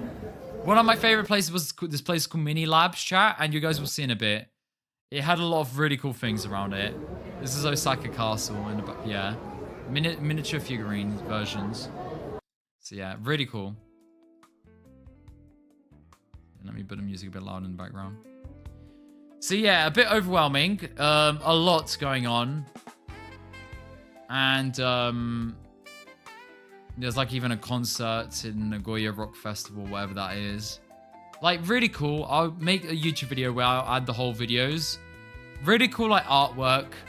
So that was me. This was just a random skate park underneath the bridge. Really cool. Seeing all the Japanese people skateboarding. I tried this ice cream with chestnuts. I don't know what this thing was. It wasn't that good, and the chestnuts aren't that sweet. Although the YouTube video I saw about this place looked like, oh my god, it's amazing. The thing with Japan is most their sweets aren't that good. Desserts in Japan aren't good. They're like C tier. And people will say, oh, I love desserts in Japan. In my opinion, I didn't have one good dessert in Japan, apart from pastries in the pastry shop. That one pastry shop that I went to in Nagoya. So yeah, a lot of shrines. Again, a bit fed up. Found another store where they were selling Pokemon cards. Really love it. Love to see all the Pokemon cards on display. But not the most insane Pokemon cards that I saw throughout my journey. This guy who was pretty insane. But I saw even someone more insane than this guy at dancing. Just a lot. Yeah, Pokemon Center Nagoya. I showed the Pokemon pin a second ago. I found a jump store in Nagoya. They had a bunch of like One Piece stuff and Chainsaw Man, Jujutsu Kaisen. This is me going to the cafe that had a pastries chat. I thought I couldn't find it. It was just so hidden. And it was so good. Oh my god, the pastries here. This was like a chocolate pastry, and this was a honey raisin one. This one actually didn't taste that good, but yeah, the chocolate one was insane. And both days I got a croissant to take away. This was one of my favorite days actually in Japan. So I went to Nagoya Castle first thing in the morning. Really cool castle. A lot of cool nature integrated in the castle. Although it's jam-packed. Really beautiful but jam-packed. And I didn't go inside the castle or the palace because the lines were like an hour line. And I was like, I don't want to spend my day here because I had a better thing to do that day. So I went to the museum. Oh, actually, probably was the day after. Yes, I found an old selling secondhand. Oh my god. Dude, I'm so happy when I see like the old Gen 3 boxes. And Fire Red and Leaf Green. These boxes are so different from the American or European versions as well. I don't know if anybody cares, but I love seeing this. And I think this is like, what, like 70 euro? I think this is like 70 to 80 euro. I think this is 80 euros for like a second-hand emerald, which isn't too bad. 80 euros for like second-hand emerald box. Pokemon Emerald. I don't think that's too bad. I didn't even notice Minish Cap was there. Damn. So I did get, no spoilers. I can't spoil presents anyways. They had all second-hand games. Really cool. Dude, should I have got these? How much is that? 100, this is 120. I wanted to get a Game Boy Color. Second-hand. But I couldn't find anything that was under 100 euros. I didn't find any Game Boy Colors that worked under 100 euros. So chat, if anybody has a Game Boy Color that they want to lend me, I'd appreciate it. This was my favorite day. I went to this old village that was a pottery village that has lost all business because of like the like industries and stuff. Like these villages closed down. But the village is still like very touristic as they keep like a route for tourists to go on and see the old village. And they have a lot of lucky cats that have good wishes. So like the first cat has wish for health and long life. This cat has for safe and easy childbirth. So basically it's a cat pottery village that gives good luck. Safe travel, sailing. There is travels as well. Worried altered, so we'll get rid of worry. Recovery and good health. So yeah, it was just really nice. I love this village. It just had a bunch of like cool stuff. Then there was some parts under construction. And my favorite was the last one that I found. The last one was hilarious. And I sent this to Rafa, one of my friends in real life. This one. Stop smoking. And it's a bunch of like clay cigarette boxes. So yeah, it's all good wishes in cat form. And the last one is, which is funny, this is the last one out of every single one of them, is stop smoking. So yeah, this is for you, Mike. This is your prayers and wishes that you can pray for this cat. I didn't see a cat. There are no cat. I think this is supposed to be like the cat paws. But instead of cat paws, they're like cigarette boxes. So yeah. Man, the amount of attention to detail in Japan is beautiful. These are all like old potteries that they put into and made into walls. So this is like a cat shop. Oh, I mean a pottery shop, and they have a lot of like pottery stuff and animals. This was the lucky cat that everybody knows. Although for some reason it's under construction. This place is known for this exact boy right there. This Nico.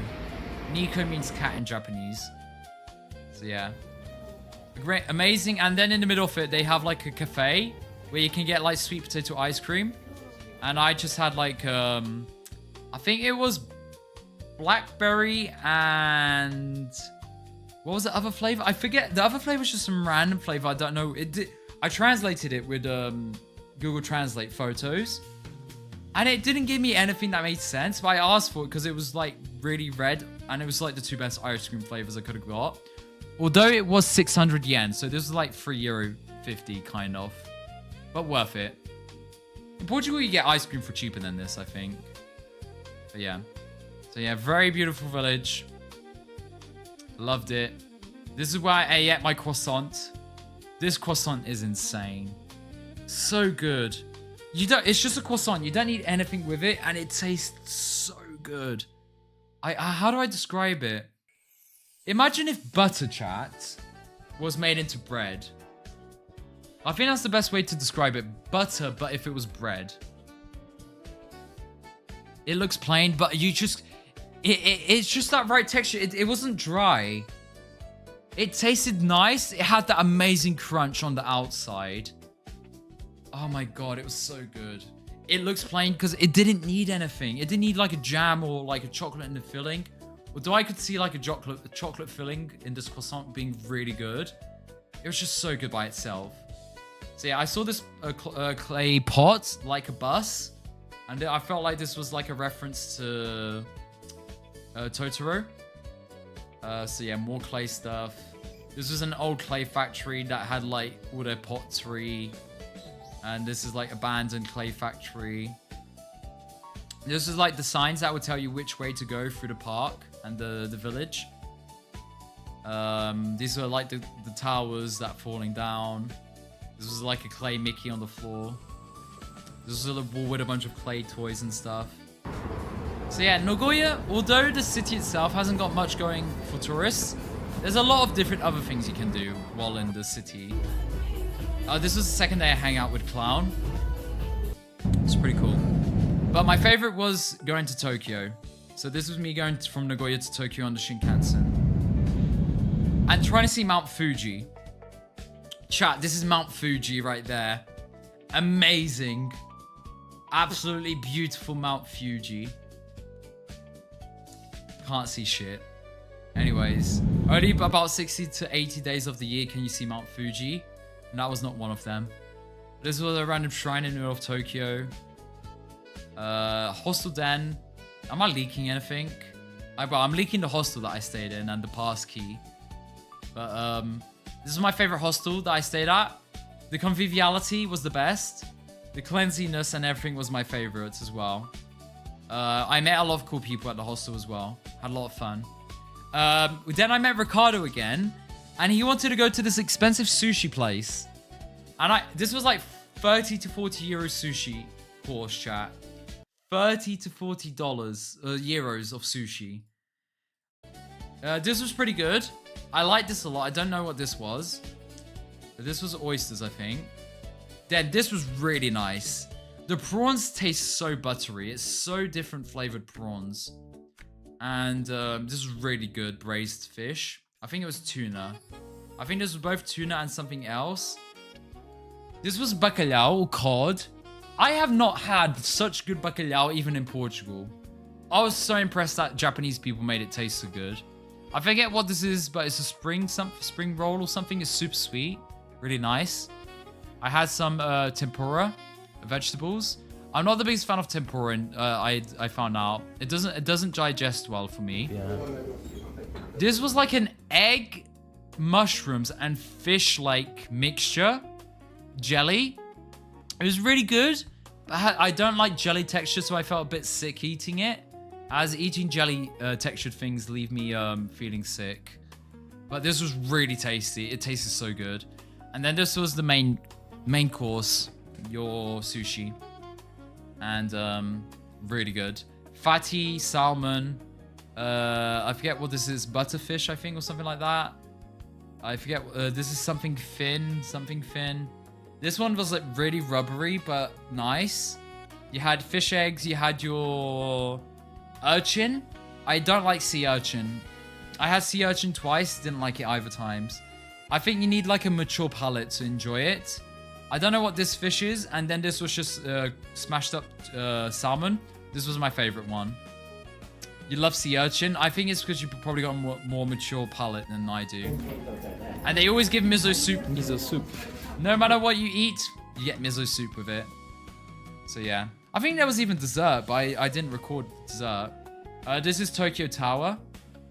At night. That was Tokyo Tower at night. This is me going up to Metropolitan building and also feeling pretty sick as well. And I stayed for like 5 minutes before my vertigo started to get triggered. I was like, yeah. I saw a piano, but they literally stopped people from playing the piano when I got there. So I didn't get to play piano in front of people. But yeah, anyways. I went to an NY style restaurant because it was recommended. Dude, this was so good. This was pulled pork. Wait, no, was it? It's ham. What's it called? Oh, what's it called? The New York people make it. Dude, it was really good. And the salad was amazing. This was all for like 10, I think it was 16 euros, which was a bit expensive, but it was really good. Then I went to this park, got a coffee, really nice coffee. Oh, this store was insane. Do you guys know like Happy Tree Friends? This is like the Japanese version of Happy Tree Friends, basically.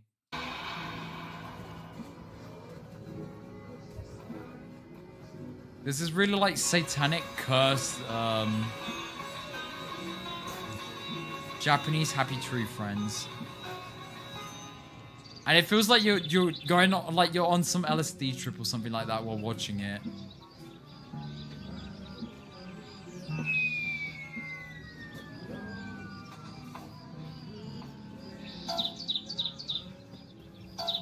It's so weird, isn't it? Yeah, so it's like this weird but there was a lot of cool stuff in the shop. The first time I found Berserk ever being sold in merch, this was probably the only Berserk place that I found. A lot of Neon Genesis statues. I saw this really cool, I didn't take any more photos of the shop. Oh my god. Dude, I'm failing. Yeah, it did sound like Cocomelon intro, didn't it? Yeah. I saw this really good publicity for this place. I probably should have gone here for lunch. I don't know if I had it already. Yeah, it's because I had it already. I didn't go to it. No, Mike. I did see, but I didn't buy any. This was Shibuya Crossing. So I have implemented my own bit, my own symbol in Shibuya Crossing. Yeah. Right there, chat. I went to Shibuya Crossing. I even live streamed going to Shibuya Crossing. It was the only thing I live streamed. I don't know if the VODs have been saved still, but I did rewatch the VODs to see if it was... I understood how it was lagging when people were watching it. Well, at least I got to record a bit of Shibuya Crossing. And I went to the Lost Bar, which is the YouTuber bar. So yeah. Again, I went to the center, Pokemon Center in Tokyo. Really cool. And a bunch of cool figurines that you could buy. I didn't buy any of these things. I saw a Mario statue, really cool. Nintendo Center as well in Tokyo. This was just me recording up the building. I saw this really weird character. I don't know what it's called. Sunman. It was a very Japanese thing. I saw these, they're famous, like, styled figurines. I think people might know about this. I know PewDiePie collected them. I saw the area in Shibuya that all the streamers would go to. There used to be stickers of Peepos, but the only sticker I found was the Forsen sticker. So I recognize this place because from all the streamers and YouTubers that would go here. And then I went to the Lost Bar. And I had a really cool time in the Lost Bar. Really cool time. I loved it. So yeah. Lost Bar, big fan. This was my favorite drink, which was a Russian Moscatel or something like that. Which is like, I forget what it is, but it has ginger flavor. And it's really nice. Really, really, really nice. I had a Strawberry Volcano. And then I had a Go Fuck Yourself, which is a really good drink as well. But very strong. Very strong. And the people I met there were really cool. I met this like 40-year-old woman. She looked like she was in her 30s, but she was 40. I had an amazing conversation with her. She worked on GTA 6. So we were talking about GTA 6 and maybe some things that she's done without getting into like NDA territory.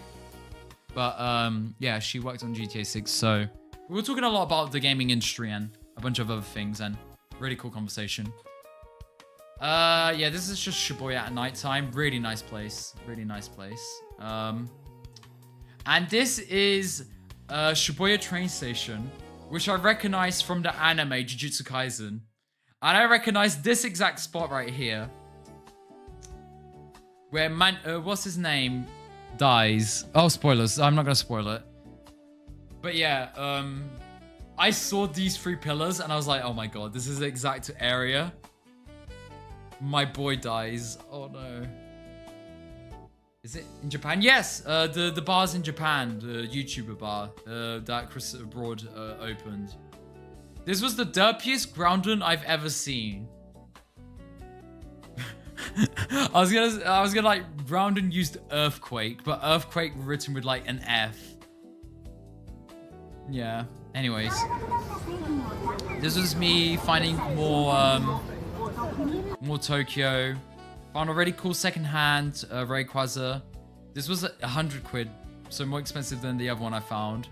I had a teriyaki McDonald's burger. It was really good. This was really tasty. Even the salad tasted good. I tried to be healthy and I had a grape soda, which tasted like chemicals. But this tasted really healthy and good as a McDonald's in Japan. This is a park, another bell tower. A lot of just random things. And then I went to the Sky Tower in Tokyo because I know that there's a Kirby Cafe and a Pokemon Center with where I got the Pokemon Rayquaza badge from. This was my favorite Pokemon Center. Really cool. Really, really cool. It even had a Studio Ghibli store as well. My god, the Studio Ghibli store was really cool. I like this one a lot. It was right here, the Studio Ghibli store. Yeah, I didn't get to go to any KFCs. I really wanted to go. But supposedly they all go to KFC in December when it's Christmas time. So yeah. Went to this ramen place. Had really good ramen. I don't know why. I don't know if I took a photo of it. I probably is on Instagram. Really good. I met this British couple there and they were so lovely. Then I went to Golden Street and it was like a tourist trap of a place. So yeah. How did you not go to one of the 50 million KFCs? They say it's different and built in Japan and it's better and I didn't go to any of them. This place was weird. I don't know, it's the place with the Godzilla statue. Man, the amount of people trying to like get foreigners to go to their bars was crazy and I did not feel safe here. But it's just another street with a lot of lighting and it's next to the big screen with a cat. 10 next sweet shudder? Interesting. So yeah, this is like the famous spot with the screen of the cat. This cafe next to my hostel was really good. This is Your Name stairs from Your Name. And so I went to Your Name stairs. So yeah, from the anime. What else did I do? This day was a lot of anime day. I did a lot of anime things this day. Was this the day that I went to the... So I went to a garden. Really cool. This garden was really nice. Very beautiful. Tried to take like really artistic pics. This is more off the park. This in real life, the photos can't do it justice. It felt like I was entering like some like forest that would never end. My camera can't do justice of how beautiful this place was. This place was so beautiful. So beautiful. But my camera couldn't like record how beautiful it was.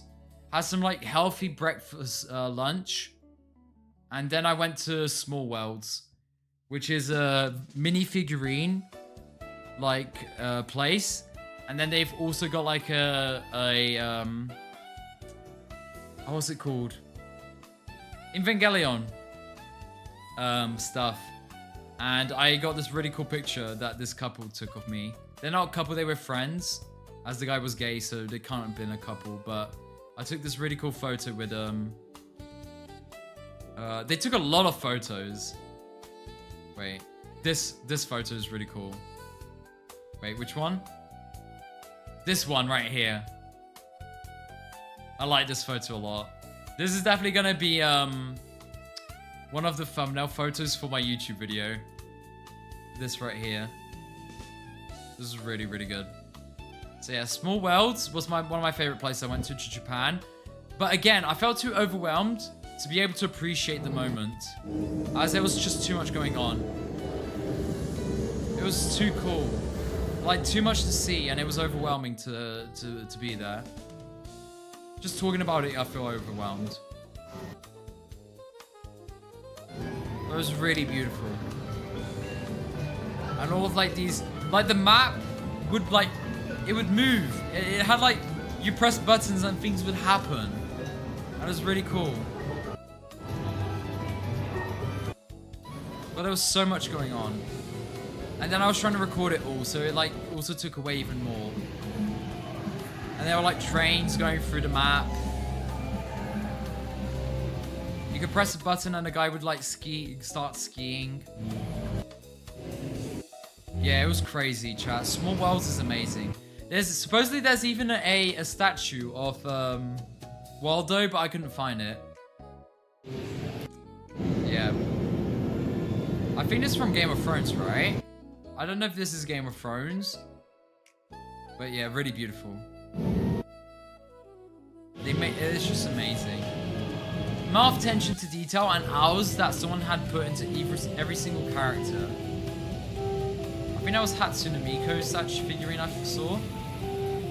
Dude, imagine if I saw Waldo but didn't realize it. I don't know. So yeah, there's so much going on. So much. It's crazy. It's overwhelming, chat. It was overwhelming how much was going on. But yeah. So a lot. I'm gonna just skip it mostly. These were really cool. I'm gonna skip it mostly because I just want to show. This was amazing. This one was really beautiful. It's crazy how realistic everything is. So yeah, but I want to skip to the Neon Genesis one part. Yeah, they had an airport with Neon Genesis airplanes that would fly, and then they had like Neon Genesis stuff, which was really cool. They had like this place that had like the statues, and they would all lift off, like in the anime. They would all like lift off. So yeah, it was really cool. And then there was also yeah, they also had from the anime. If you watch Neon Genesis Evangelion, you'll get all of these references. So yeah, they had a lot of Neon Genesis. That's an IRL sized REM. They shot way faster. Yeah, a lot. In the anime, isn't it like super fast? This was amazing. These statues were really cool. Amount of attention to detail.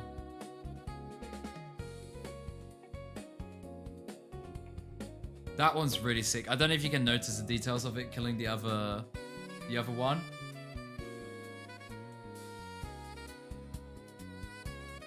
So you've watched Neon Genesis recently? I think I watched it like a year or two ago. They even have this like in the city. So they have an alarm that goes off that hides the city as well. And they have like the suit that appears as well. And yeah, the suit appears in the background. This is really cool. So yeah. A lot of cool things that just so much. And this is the scene with again is Senji and what's her name? As they go up the mountain and look down into the city. And they've got like the music playing from the episode as well. I've heard meh things. There's weird things that happen, but it's a classic. Because then it's like any anime fan that say they watch anime need to probably watch it. My nerf pads and never gave it back. Lol. Lol. So yeah, this is me holding one of the god killers, angel killers. And yeah, the amount of attention to detail is insane. Lance, one of the lances, yes. The detail to that one, that statue itself, the amount of attention to detail is crazy.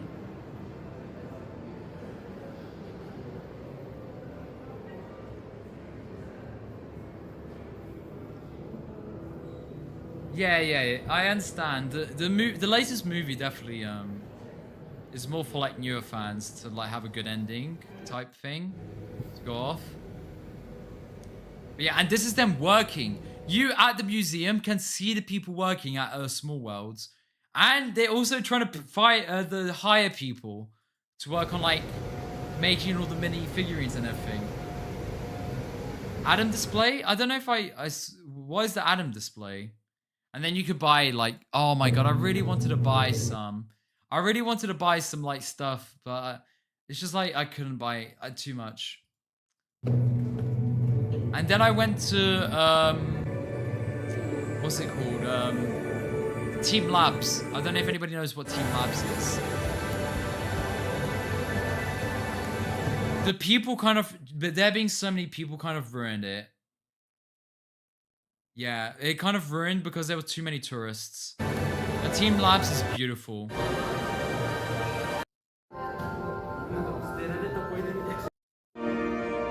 And people were making a lot of noise as well, which were ruining like the moments. Some of these places were beautiful. It felt like this infinite ballroom. But my favorite one was this was crazy. I'm not gonna lie, this was crazy.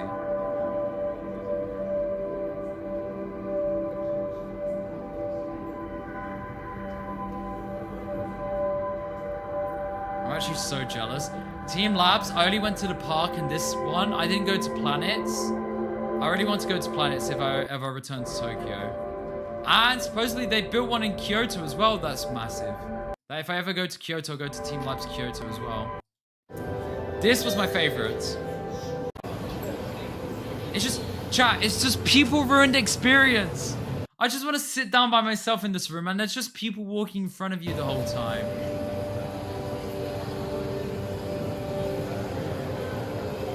They just don't sit down and appreciate the moment. I gotta spend like a whole hour just in this one place.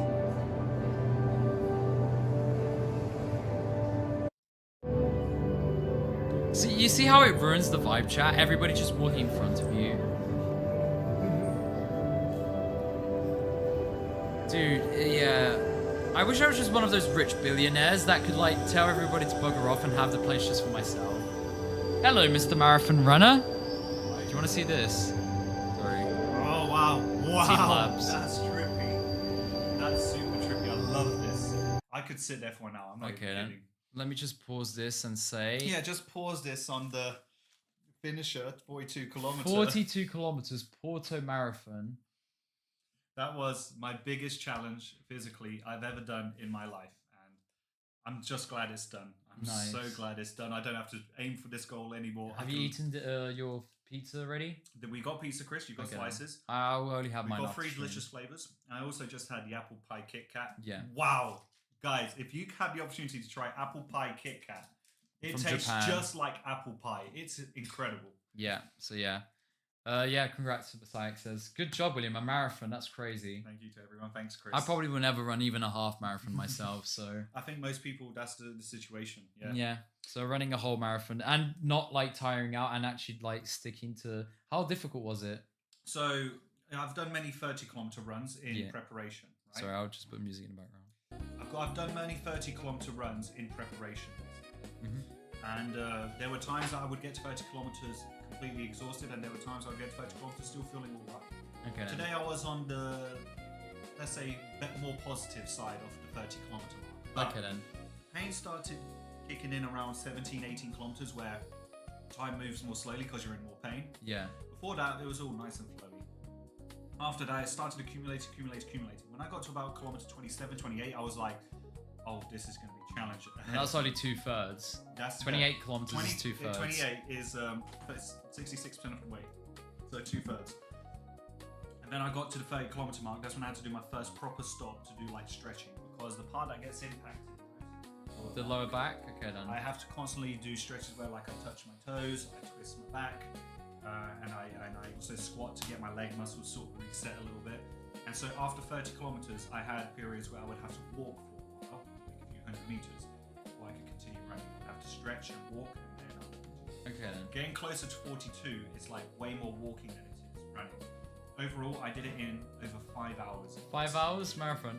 So like Casey Neistat did it just 3 under 2. hours. Oh, just under 3, right? Yeah, just under 3. Just under 3. You did it in 5. So what's cool is on the path I was running, right, there was a long bit that goes and comes back. So you can see your sign and then the other side. So you'll be at kilometer 23. They were at kilometer 37 on the way back. You get to 24, they were on 36. You get to 25, they were on 35.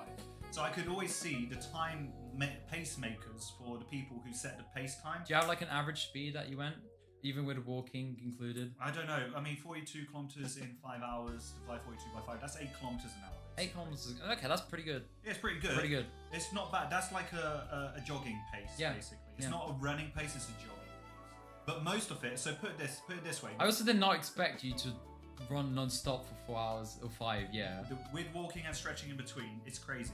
The first 3 hours, I got to about kilometer 30. So that was like 10 kilometers an hour for the first 30 kilometers. But then the last 2, killer, absolutely. Was it a lot of elevation or was it mostly No, straight? it was mostly straight. No problems. I'll tell you this though. There were 3 parts that I almost cried. The first part, Chris, this was really cool. You remember we stayed in Porto one time near a hotel, right? Near that hotel, there's like a tunnel, and you're running from up the river down towards the tunnel. I get into the tunnel, and they have, so it's like the road, and you're running on this side, but on this side they had like 3 television screens and signs with encouraging words and music blasting us. You know what was on the screens? It was Rocky climbing the stairs, and it was Yeah. a Rocky music, and I was like, this is at kilometer 32. I was holding back the tears because I was like, oh man, I'm really gonna make it to the end now. you Yeah, know? let's go. But then when I got to kilometer 34, I was like, oh god, I might not do this because it was that painful. It was that bad. When I got to kilometer 34 to 38, that was like I was in the give up zone. I was in the why am I doing this zone. I was in the I've got to do But something. when you went the last 4 kilometers? But when I got to 38 and I looked at how much time I had, and you have to do a marathon in less than 6 hours. That's like the cap for when it counts that you did a marathon. Okay then. And so I was like, I'm missing 4 kilometers. I've realized if I walk the rest, I will still complete it. So it's actually going to get done. But that's the positive side. The negative side was like, fuck, this is going to hurt. Like, this is really going to hurt. Yeah, legs hurting still or? It's mostly lower back, legs are Okay. sore, and also this is another funny bit. You guys won't believe this. I had this cream. I bought this cream specifically to prevent friction, right, in the nether region, right? And I only got to the starting point literally 2 minutes before it was supposed to start. I quickly put the pins on the number on my shirt, and I got in position and I ran. I had the cream with me all 40 kilometers that I was running. I never put any You because I never got couldn't. really creep, so you're No, I wasn't going to be in the middle of a run, just go, where? yeah. I didn't do that. And so I carried the cream, and now I've got bad friction down Yeah, there. you got really bad And I friction. carried the cream damn. with me for like 41 out of the 42 Didn't you stop at like a kilometers. toilet, maybe? They Just- have porta potties there, but me being a man, I needed to piss, and 10 kilometers in, I found a bush. And you didn't bother putting cream then? No, it wasn't a private bush. It was like I ran 20 meters. Yeah, from while everyone. you're pissing, you just put the cream as well. Okay, then. Because when you apply, you got to apply it properly, and everyone's looking at the guy just with his hands in his pants. It's like, whoa, what's this guy up to? You know? Okay, anyways, you could have probably done that better, so that wouldn't be a problem. But you still, what matters is that you did it. I did it. I made it to the starting point, and my friend skated 3 hours 30 minutes. 3 hours 30. He is an athlete. He is a machine. He is such an inspiration for me as well, because he really encourages me to do better as well. So I said, I'm going to do the Porto Marathon. You want to join? He's like, yeah, let's do this. And then we're both practicing. We're both getting better. He has good pace, and he's very physically fit. He does exercise every morning and every evening after work. That's his main hobby. He exercises like twice a day, every day. And your hobby is to eat donuts and do marathons. I've got this. It says finisher 42 kilometers on the back. 42 kilometers, yeah. EDP sponsored. But EDP and Vitalis water. And so this is a nice thing to flex on people. Grab the medal. I'll be right back. okay, you got a medal as well. Nice. Yeah, I would never. For 26 miles, I think. Yeah, marathon is 26.2 miles. If you guys, I follow like Casey Neistat's story. If you guys know Casey Neistat on YouTube, and he wanted to do it under 3 hours and did it in 2 hours 59.30 seconds. So like just did it under 30 seconds or a minute and 30 seconds, I think. And that was Casey Neistat's stream, but Casey Neistat's like 45 years old. My brother's like 27. My brother's 27, yeah. I had to think of my age plus 2. And this is really cool. Get this. Does it spin? It spins, and I even paid €10. To have your name written on it and the time. Yeah. So that's really cool. All right, guys. If you look here, let me block my face. So you see, it's got this, and it spins. Because Porto is famous for being a maritime city, basically. So you get this spinny thing, and also on the back you see it's laser engraved with my name. Anyways, William Walker. My name and the time, which was 5 hours 6 minutes 37 seconds. So I've got a cool engraved medal with a spinny. That's cool. Nice. What do you call this? That's definitely the best like medal I've got. Yeah, best medal I've gotten. But also, Chris, my mentality now is like I don't need to break my back anymore. You know, doing 30-kilometer runs and then this 42-kilometer run, back breaking. And I know how much old people complain about bad backs. So would it be like you've done one marathon? Maybe in the future you might do another, but not. No, never again. No, not doing a marathon again. Not planning to do a marathon again. I will do trail running. I will run every weekend in the Sharnaka and around here. Yeah, that's good. I will run every weekend, but I'm just not doing marathon seems anything crazy. that really starts to damage my lower back. So you're not gonna David Goggins Iron Man. David Goggins, man, you know, when you're at the low point and you've got those motivational speakers in your head like, come on, William, you got this. I'm like, go fuck yourself. You know, it's like, I'm hurting. No, David Goggins is not of this planet, basically. Yeah. Chris, I've got to go have a nice hot bath. Yeah, go have a bath. I'm nearly finished stream. I'm in Tokyo right now, so I've got like 1 week after this part of storytelling. Like that. Sorry for interrupting. I needed to share this. No. I wanted you to come here. I wanted to talk to you. Yeah. Thank you, William. Thank you. Again in chat. That was cool. I'm happy with my brother's done really well. Okay, then. So let me go back to the video we were watching. This was amazing. Team Labs is crazy good. Crazy. I don't know if Team Labs exists out of Japan. But I wish I just spent more time without people going in front of me. I think when I recorded the most was when I saw people going in front of me every 2 seconds. And I was able to like record a bit more of the light show in the Team Lab studio. And I wish it was just bigger. I wish there was just more to see. It's so magical. My camera, oh yeah, my phone camera can't even, it's so bad.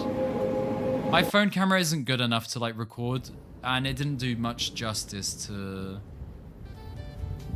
like most of the things I saw in Japan. My camera on my phone didn't give justice to Japan, basically. I had this really big meal. It was like, how expensive was it? Do I have the price? €7. It was €7 for this absolutely massive bowl of rice and beef with onion, green salad, egg, and other things, and then miso soup. For 7 euros, chat, with water. And then you can even add other condiments for free. This is like your average meal. But man, did I have a stomach ache after this one. This definitely left me like having heartburn and having to go toilet with diarrhea after. But yeah, it is seen as your typical Japanese workman big meal after a long day for like 7 euros. So this was the next morning. I went to the Pokemon Center in the morning and I actually got one of the people cancel their booking. I got someone's cancellation booking to go to the cafe. So I ended up going to the Pokemon Cafe later that day as well. So this is the other Pokemon Center. I went to the Sky Tower. This is the main center where they have this wall with a whole history of every Pokemon game.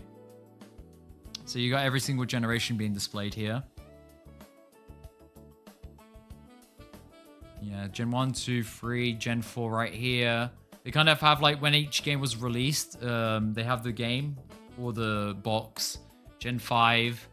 I think it finishes on Gen 6 or 7 and doesn't show like the latest 2 generations, which is a bit funny. Yeah, it ends on Gen 6. Gen 7, sorry. Then doesn't show Gen 8 or 9. But yeah. And again, all the Pokemon stores are just a bunch of plushies. All the stores are kind of the same. But if you're like missing a plushie, maybe it might have it in that one. I just want a Torchic, which is behind me right now.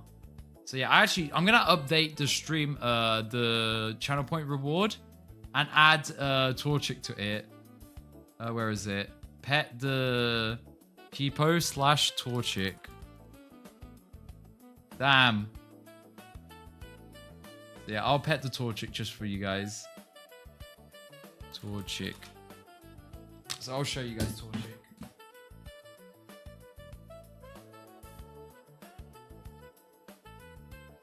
Right here. Neon Genesis store seems the dopest. Yes, the museum was the coolest. Oh, I gotta refresh the camera. There we go. Yeah, very cute. Big boy right here. This is what Torchic looks like. Got them feet. Room's favorite part. And yeah, I'm happy. Very happy. Got a Torchic. That is my my plushie collection has been completed now that I got Torchic. I got every single plushie I ever wanted. I got the Togepi. I got Pikachu. The Pikachu one I had since I was 5. So Pikachu is like old school, super old school.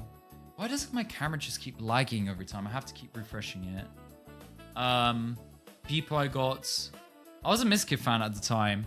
Chat, have you guys heard about Miskif? I gotta go toilet real quick. I don't know if anybody in chat's heard about that drama on Twitch. Crazy. I don't react to drama. Nobody really cares, but yeah, I'll talk about it in a second. I'll be right back, chat. I'll be right back. Yeah, be back in a sec.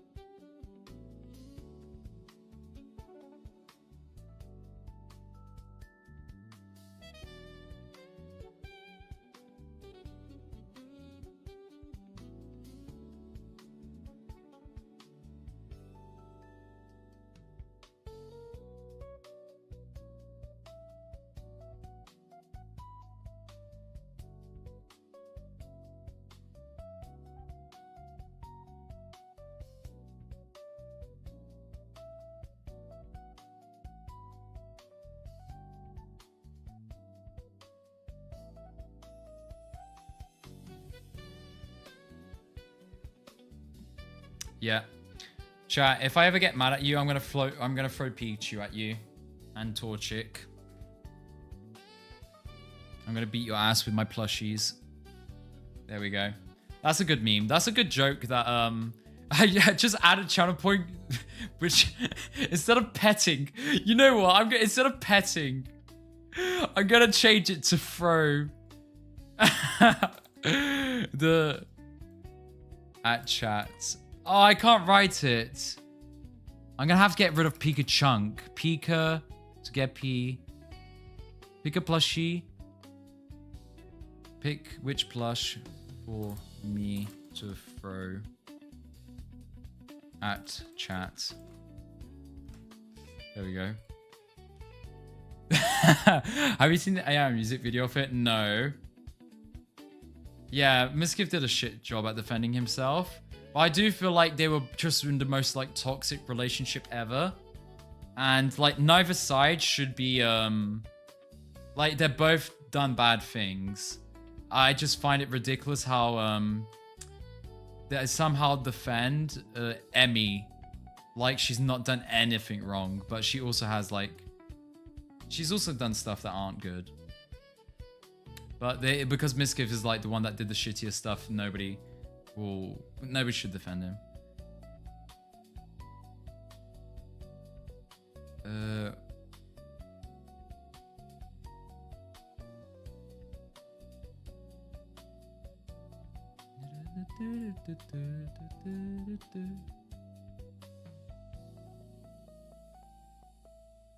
What'd she do? She abused her animals. So like basically she was depressed. And because from what I understood, because she was depressed, it made the toxic relation more toxic, and she also wouldn't take care of her animals. And from what I understand from both sides, the Miskiff says that she neglected animals and they ended up dying.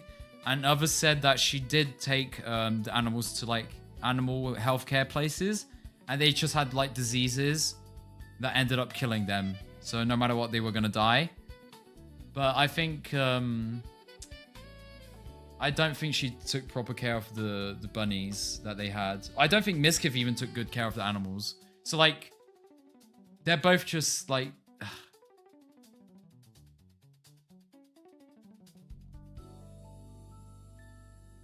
yeah, anyways, see how it would be equated to the relation though he strawmanned that. Yeah, I understand how he strawmanned that. And maybe he's just like trying to justify why he's like, oh, she's bad too. Don't just hate on me. Like everything he did was shitty and should take accountability and for everything and should be punished. I don't know the OTK drama. They're doing it on purpose to drop feed the drama to us so that streamers have like content to like talk about for the next few months.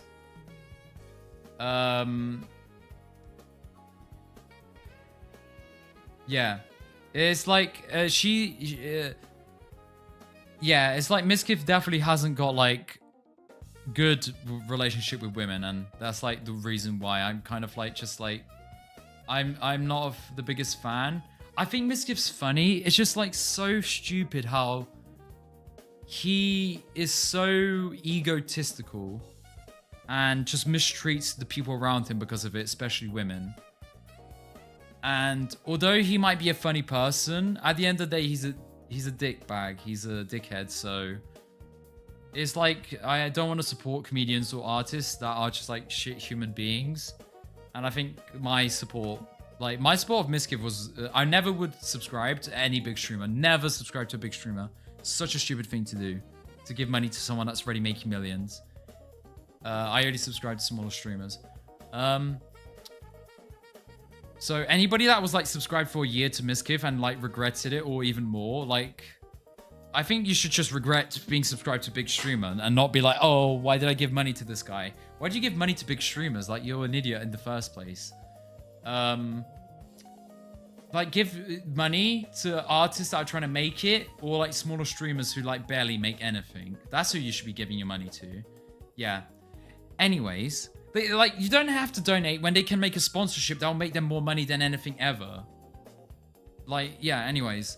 What was I saying about Miskiff? Terrible person, egotistical. The worst thing he did was when the women he was dating are always more successful than him, and she would not put them down, but would be jealous and would like not throw plushies at them, like plastic bottles, and like throw basically a tantrum. From what I understood, there's no physical abuse ever come from Mizkif, but there's a lot of tantrums that he would do, and jealousy for the person you're dating doing better than you. It's just so idiotic and so egotistical and so stupid, and to let that affect the relationship and the life and people around you is so childish. He is such a man-child, and there's no maturity. It seems like a 13-year-old, exactly. He didn't mature. And he says in the past few years he's been maturing, but like, man, he said that 3 years ago, and now it's happened again. And so like, what are we supposed to think of this person? Like, this person 3 years ago said he's mature, he doesn't say the N-word anymore, he's matured, he would never sexually assault anybody or defend someone that sexually assaults. And it's just so weird because the people he was surrounded himself with were that type of people. And just put himself in like a massive hole and then just lied. He did steroids. He lied his whole life about doing steroids. I think that's like just, it perfectly shows the type of person he is. He lied his whole life about doing steroids, and he did steroids until like a year ago he stopped. I'm talking about Mizkif, Alex. And it just shows the type of person he is. He's like a he lies to the point where he lies to himself. You know, someone's like lost the plot in real life when they're lying to themselves and they believe their own lie about themselves. Like lying about taking steroids and telling everybody he's never taken steroids in his life and had been doing steroids for like 3 years. It's just like, at that point, you know that like the person's lost the plot. So yeah, he used to be. It's crazy that at a certain point he used to be my favorite streamer, but like, man, it's just Twitch. My favorite streamer right now is Wanye. Wanye is my favorite streamer. Huge shout out to Wanye Live chat. Shout out to Wanye Live. That man. If you want to follow a good streamer, and Syax, you know what? I can't give two. Can I give another shout out? Shout out to Syax. That's my favorite piss boy right there. That's who I'll be supporting and being my favorite streamers. I think in the past, like since 2022, I think all my favorite streamers have been small streamers, because I think I've just got fed up of these like massive streamers just are so unaware of reality, and is the worst part is what I'm saying is like, they're slowly revealing things about the drama so that they can drop feed content for the big streamers to react to. And you know the environment is so toxic and stupid, where they on purpose reveal like the shitty things that have been going on for the past years every week, so that every week the streamers have something to react to and talk about. It's so... it's so stupid, man. Anyways, let's continue. We're talking about Japan. Yeah. Hey, okay then. You know what? Let's do a bet. Where is it? Random number generator. So Alex, you're number 67? Okay then. 67. 457 and 723. Not even close, baby. So yeah. Anyways. Oh yeah, this was the ramen museum where I got this, chat. A whole museum based on ramen and the different ramens on all of Japan. And this is where I got this for my friend. So my friend, one of the things he wanted me to get was ramen. It's a huge scam. I know, Alex. That's why I have it. So yeah. This is a ramen place. My camera on my phone's so shitty. I really am not doing justice to Japan with like just having the worst camera ever to record. So yeah, this ramen, I asked for spicy ramen. It was like 8.5. It was alright. I think the spicy kind of ruined the meal. I should have asked for a more flavored one. This place was really cool. Like this whole town, like, was like old school looking, and it was just a bunch of restaurants that had ramen being sold. You spend like €1 to enter to this place. to the museum, and then you buy ramen for like a normal ramen price. This has like a map of Japan with all the different ramens from the different places and cultures of ramen in Japan. So like some make with eggs, some have like fried egg. So yeah, all the different type of ramens that you can have in Japan. I don't even know how many different types of ramen I had. So yeah, this is the front, really cool. That's in Tokyo. A bit to the west of Tokyo. You've been to Tokyo, Mike? Chat, this was me going to the Pokemon Cafe and the hot date I went on. Chat, look at my hot date. Really cool. I was happy that I got this was like 5 p.m. So I had like a super early dinner at the Pokemon Cafe. I wish I had dish drink. Dish drink looks good. I had dish drink because I could keep the cup. Although the cup doesn't have the ears or the purple, the cup is a bit purple and with the faces of Gengar on it. I had to spend like an extra €5 to keep the cup. I told you, really? I forgot that, Mike. What did you do in Tokyo? What things did you get up to? And I had this curry. It's not big, but it was pretty filling. And although it was like €13 curry, it was really nice. And this is really cool. There's like this thing going on. Low-key Museum of 90 stuff. Not much business, just a business meeting in Tokyo. Okay, then. Sorry. It's really loud, sorry.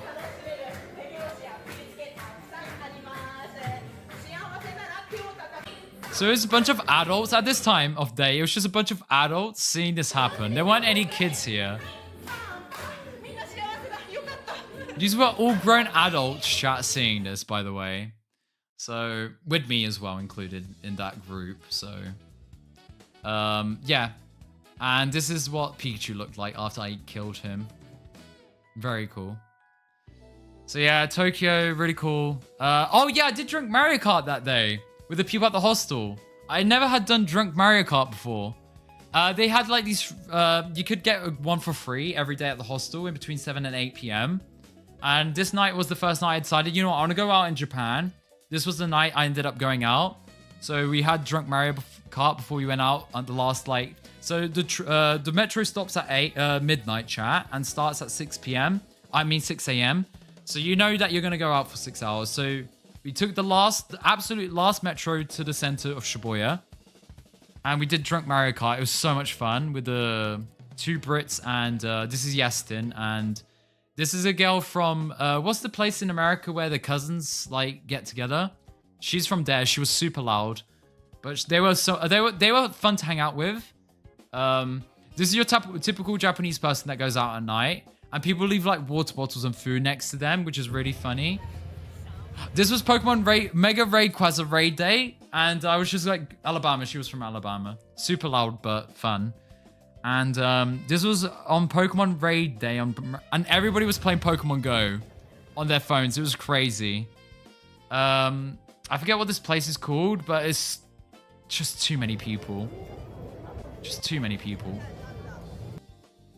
Anyways, really cool, beautiful. Another Koi Lake pond. And I was playing Pokemon Go. I had a Smash Burger, Wagyu Smash Burger. You have a mullet. I don't have a mullet, Alex. It's, is it a mullet? Would this count as a mullet, chat? Does this count as a mullet? I don't even know if this counts as a mullet. It's just a hairstyle that I'm doing. Like my hair from here all the way back is pretty good. But then here forward, it's like very like, I'm Eren Yeager. Eren Yeager. Yes. That was kind of what I based my haircut off, to be honest, not gonna lie. I had this Wagyu smashed burger. Oh my god, it was so good. I think I ate it too quickly, because, yeah, I just ate it so quickly. But that was...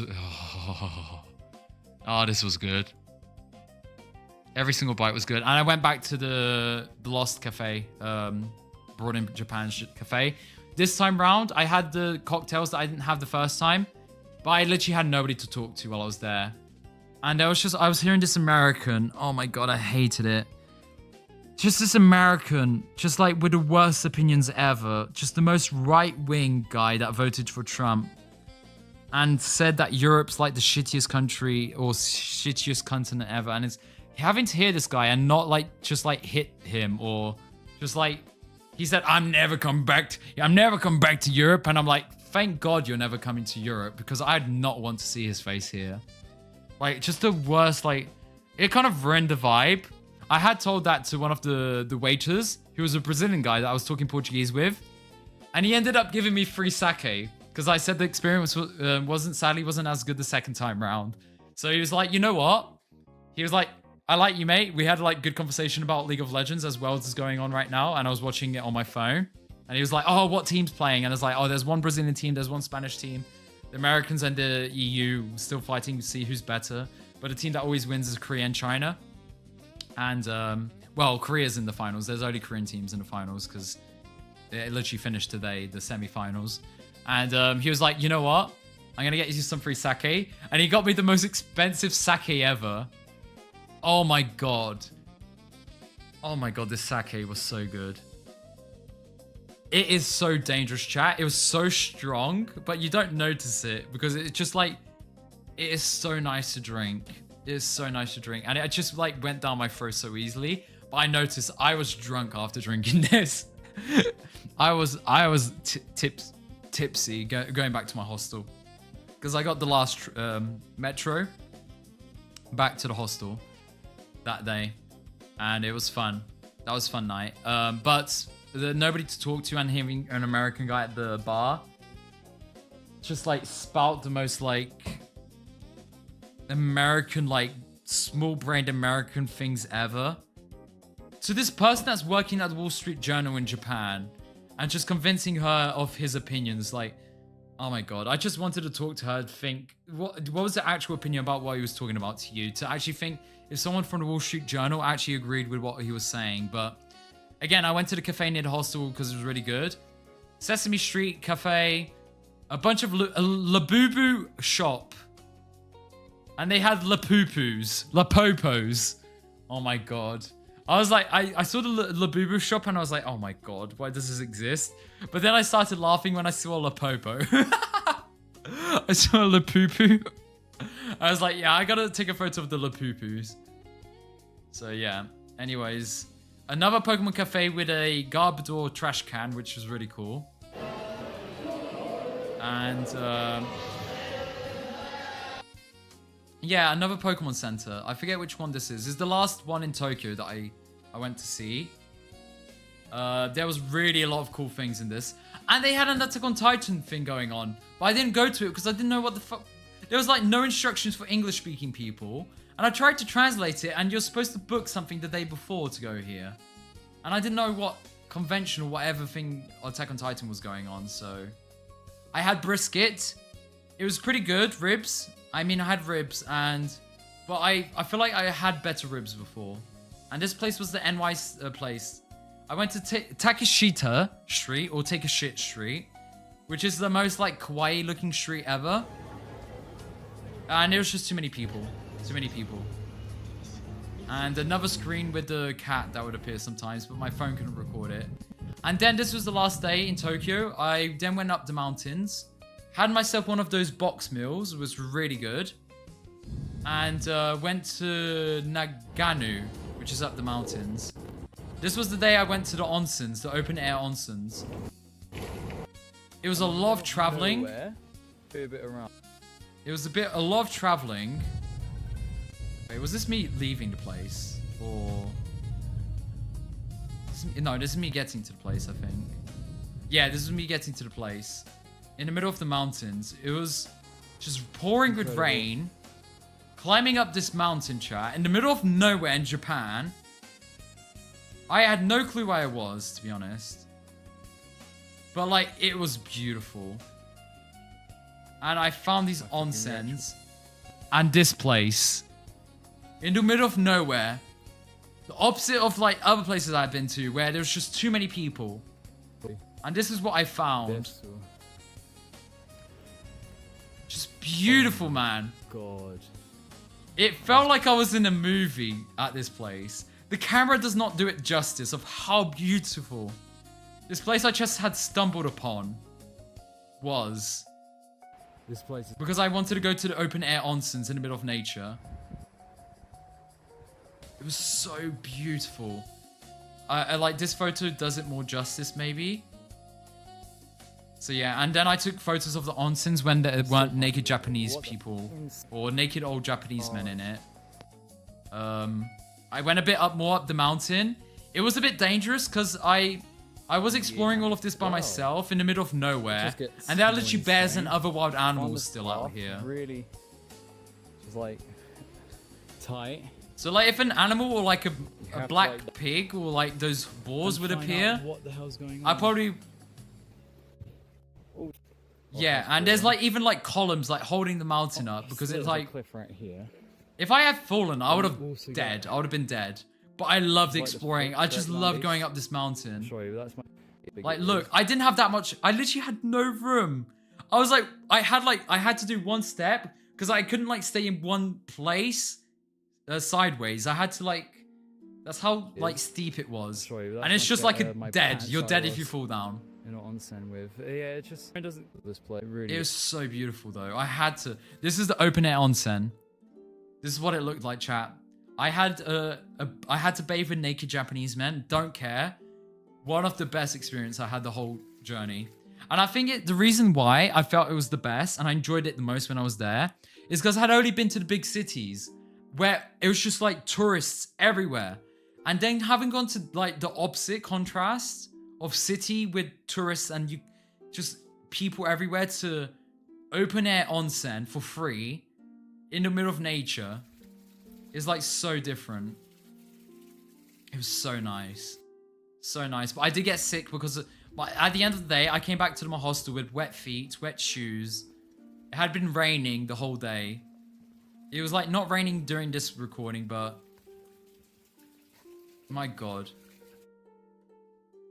It was so good, chat. This music in the background fits this place perfectly, right?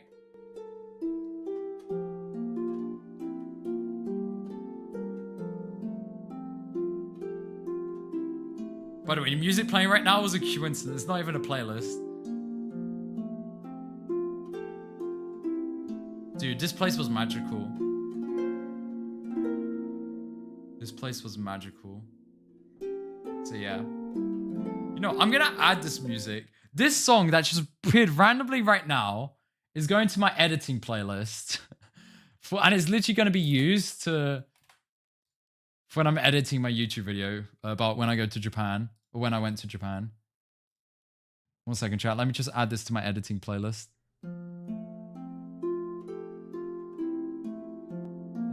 Editing. There we go. So yeah, this place was magical.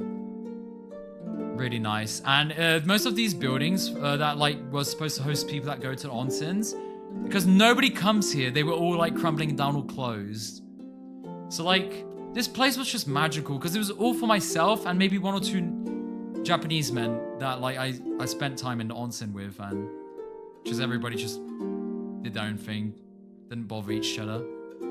So yeah, this place, oh my God, and at the hostel, man, the food at this hostel was so good. It was insane. It was Italian cuisine. So you know they normally do mozzarella with tomato, chat. This restaurant did mozzarella with grapes. This is so good. I need to make this myself. It is so good. So good. And then this was insane. So light, not too powerful flavors. So tasty. So amazing. And it felt so healthy to eat. And it was crazy. And then so literally I asked what to do in Nagano because I'd gone up the mountains to the onsens. I think maybe this one. No, probably one of the ramens that I'm still going to show in a second. It was one of the last meals that I had in Japan the day before I left. Like, the food was 10 out of 10. Because, like, my expectations for Japan were really up here. But what I experienced was this, still really good. But my expectations, I gave it an 8 out of 10 holiday going to Japan. But my expectations were 10 out of 10, so that's probably bad. Because then you're like feeling, oh, it wasn't as good as I expected, but it was still, Jesus Christ. Sorry. It was still really good time. It was still really good time. and but the food was 10 out of 10. My expectations were here, and my expectation for the food in Japan was exactly what I expected. If you go for the things that you like, what I miss about Portugal, being home. First, okay, I'll put first family and friends. Just being with my family and friends is the thing I miss the most. I would say then the tuna, and that like I missed a lot out because I was on holidays of big events that was going on in my band with the tuna. So I'm going to stuff this week, so to compensate, I'm gonna enjoy going this week. And I think it was because new people were joining my band this year, the tuna, and there's just like a lot of new people that I want to get to know. And I didn't get to like hang out with any of them yet much. And the last month it was the opportunities to, and I wasn't here. And the third thing is the food. Although the food in Japan is really good, Portuguese food's really good. Portuguese food meats are like really good. Underappreciated, the Portuguese cuisine. So yeah, this place was really nice. 20-minute walk from my hostel. The shrine. I saw an apple strudel place with custard. Oh my god, it was so good.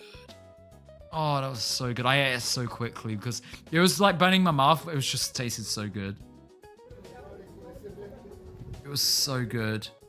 William, this video is for you. This is me recording this for my brother. It's apple tart with custard in the inside. Because I know my brother loves custard. Oh my god. Mum needs to make So like, Japan has just some amazing foods, 100%.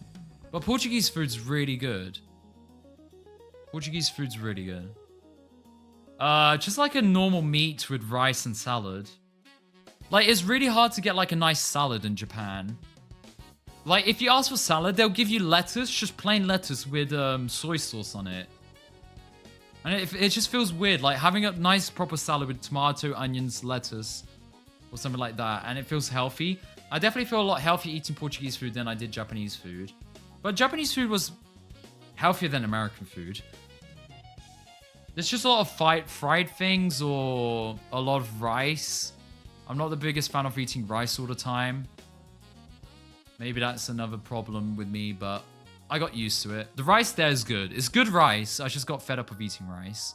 Rice in Japan tastes good. Yeah. Oh yeah, and the street I was walking had like these old lanterns, and they all had different artwork on them, and it was really cool. Every single panel had a different artwork, and man, I should have recorded more. There was so much to see. Anyways, chat. This was me then going to the next place, Shirakawa, which is my favorite place I went to. Yeah, I want to go to America for the meat. Go to like a place with briskets and stuff like that. But yeah, this place was amazing. And at my hostel, I met a girl who, the reason I didn't record most of the things in place is because I was distracting hanging out with her. I met a girl called Lucy, and she's from exactly where I grew up in England. So I went to this village in the middle of Japan, in the middle of nowhere. Not too many tourists. It's more like daily people pass by, but nobody stays there in the village. And the first person I met was a really lovely girl called Lucy from Bracknell, where I used to live in England. And we just had the most wonderful time together, and yeah, it was a lot of fun hanging out with her. Oh yeah, and then I saw this tower. This tower is from Princess Mononoke. Ah! Jesus Christ, ghost. Don't scare me like that. Hello. And then we saw like these old wooden huts together. And it was really nice. Really good day. I really liked this place. Really nice. I had one of this meal. I forgot to record. I forgot to record so much, chat.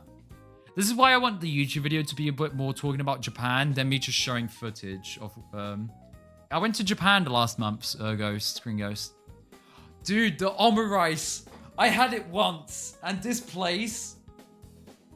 So, after Shirakawa, in the middle of the mountains, I went to this one fisher village called Tsutsuruga. And I wanted to go to have a fish bowl of proper fish food. But all the fish restaurants that capture fish and give it you on the day, they're only open from like 8 o'clock in the morning till 2 p.m. And then they close because they want fresh fish to be served. So I got there at night. I'm like, shit, I haven't got any places that I want to try fish. I found this place that has like this special omu rice that the chef makes. Oh my god. It is not about the omu rice. It is not about the egg and the gravy. The rice was insane. I'm moving to Japan this summer. Really? Where are you going to live, Screen Ghost? Dude, the rice was so good. So good. It was so good. Oh my god. And after eating it all, I felt like just filled, like not too crazy. And then this place was also known for this one anime. I don't know what it's called, but it has this one character and they have a bunch of statues throughout the whole city based off this one anime. And I don't know what the anime is about, but I've never seen the anime before.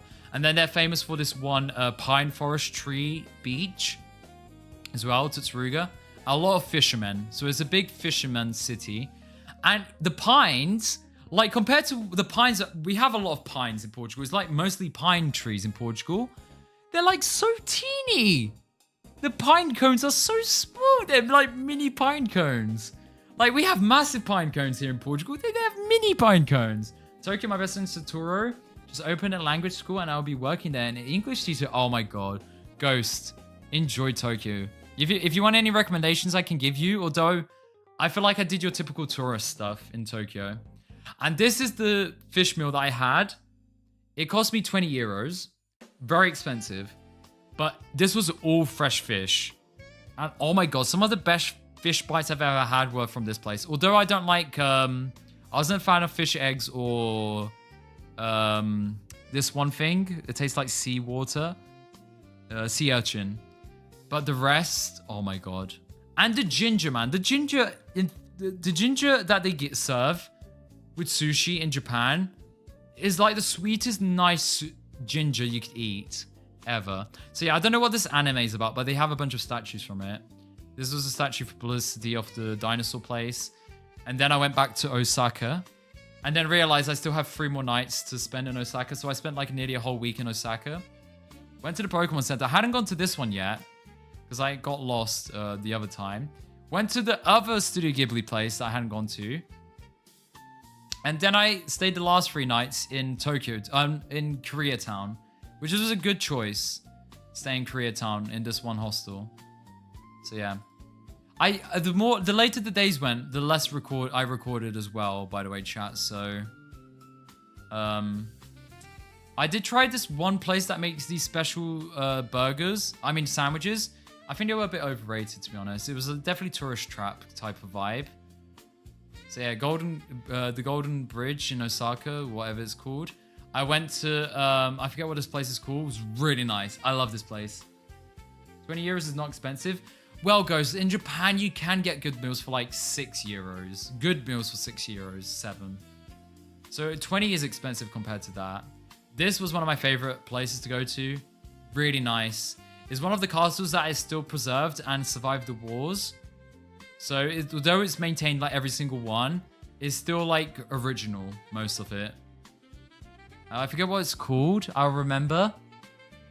It was like one of my favorite places that I went to on my extra days that I stayed in Osaka. And the park next to it is really nice. Oh, and then I saw these ladies playing. Dude, this was insane.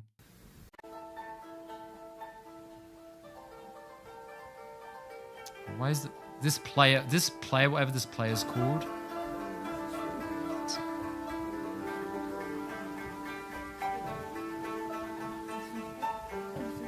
So I just went to the park and it had like a performance going on and it's so nice.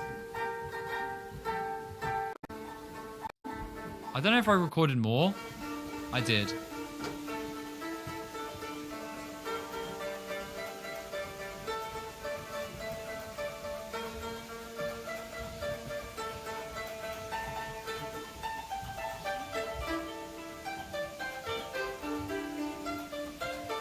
So I already know how to edit the YouTube video. It's basically, no, I'm not going to show this video non-stop. I'm going to show the pictures of the village and while the music's playing in the background, and then finish on like this. But yeah, that's how I'm going to edit the YouTube video. But I think I'm probably going to make multiple YouTube videos about going to Japan to try and give it justice by telling a story instead of just like showing footage of my holidays.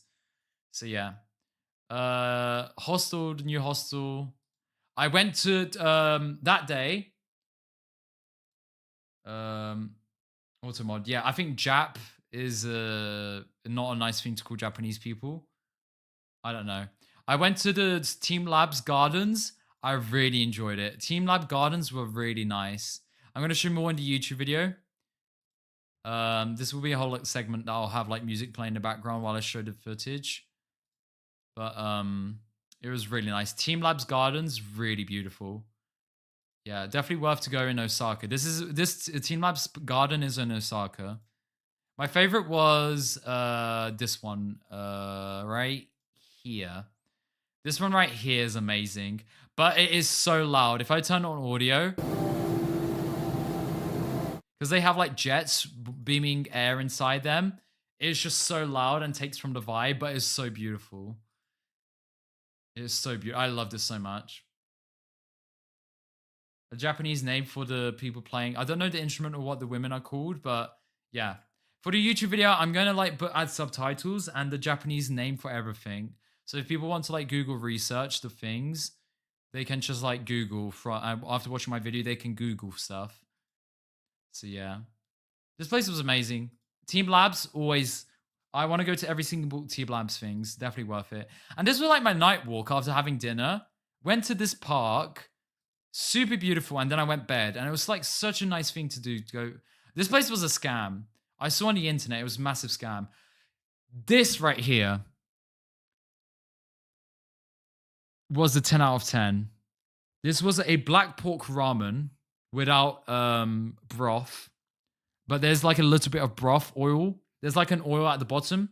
And you're supposed to mix everything. And then you can add like chili sauce on top. Geishas, yeah. That's it. Geishas, Kringos, geishas. Oh my god, this was so good. This was on the day before I left. And I'm so happy I waited in line for an hour.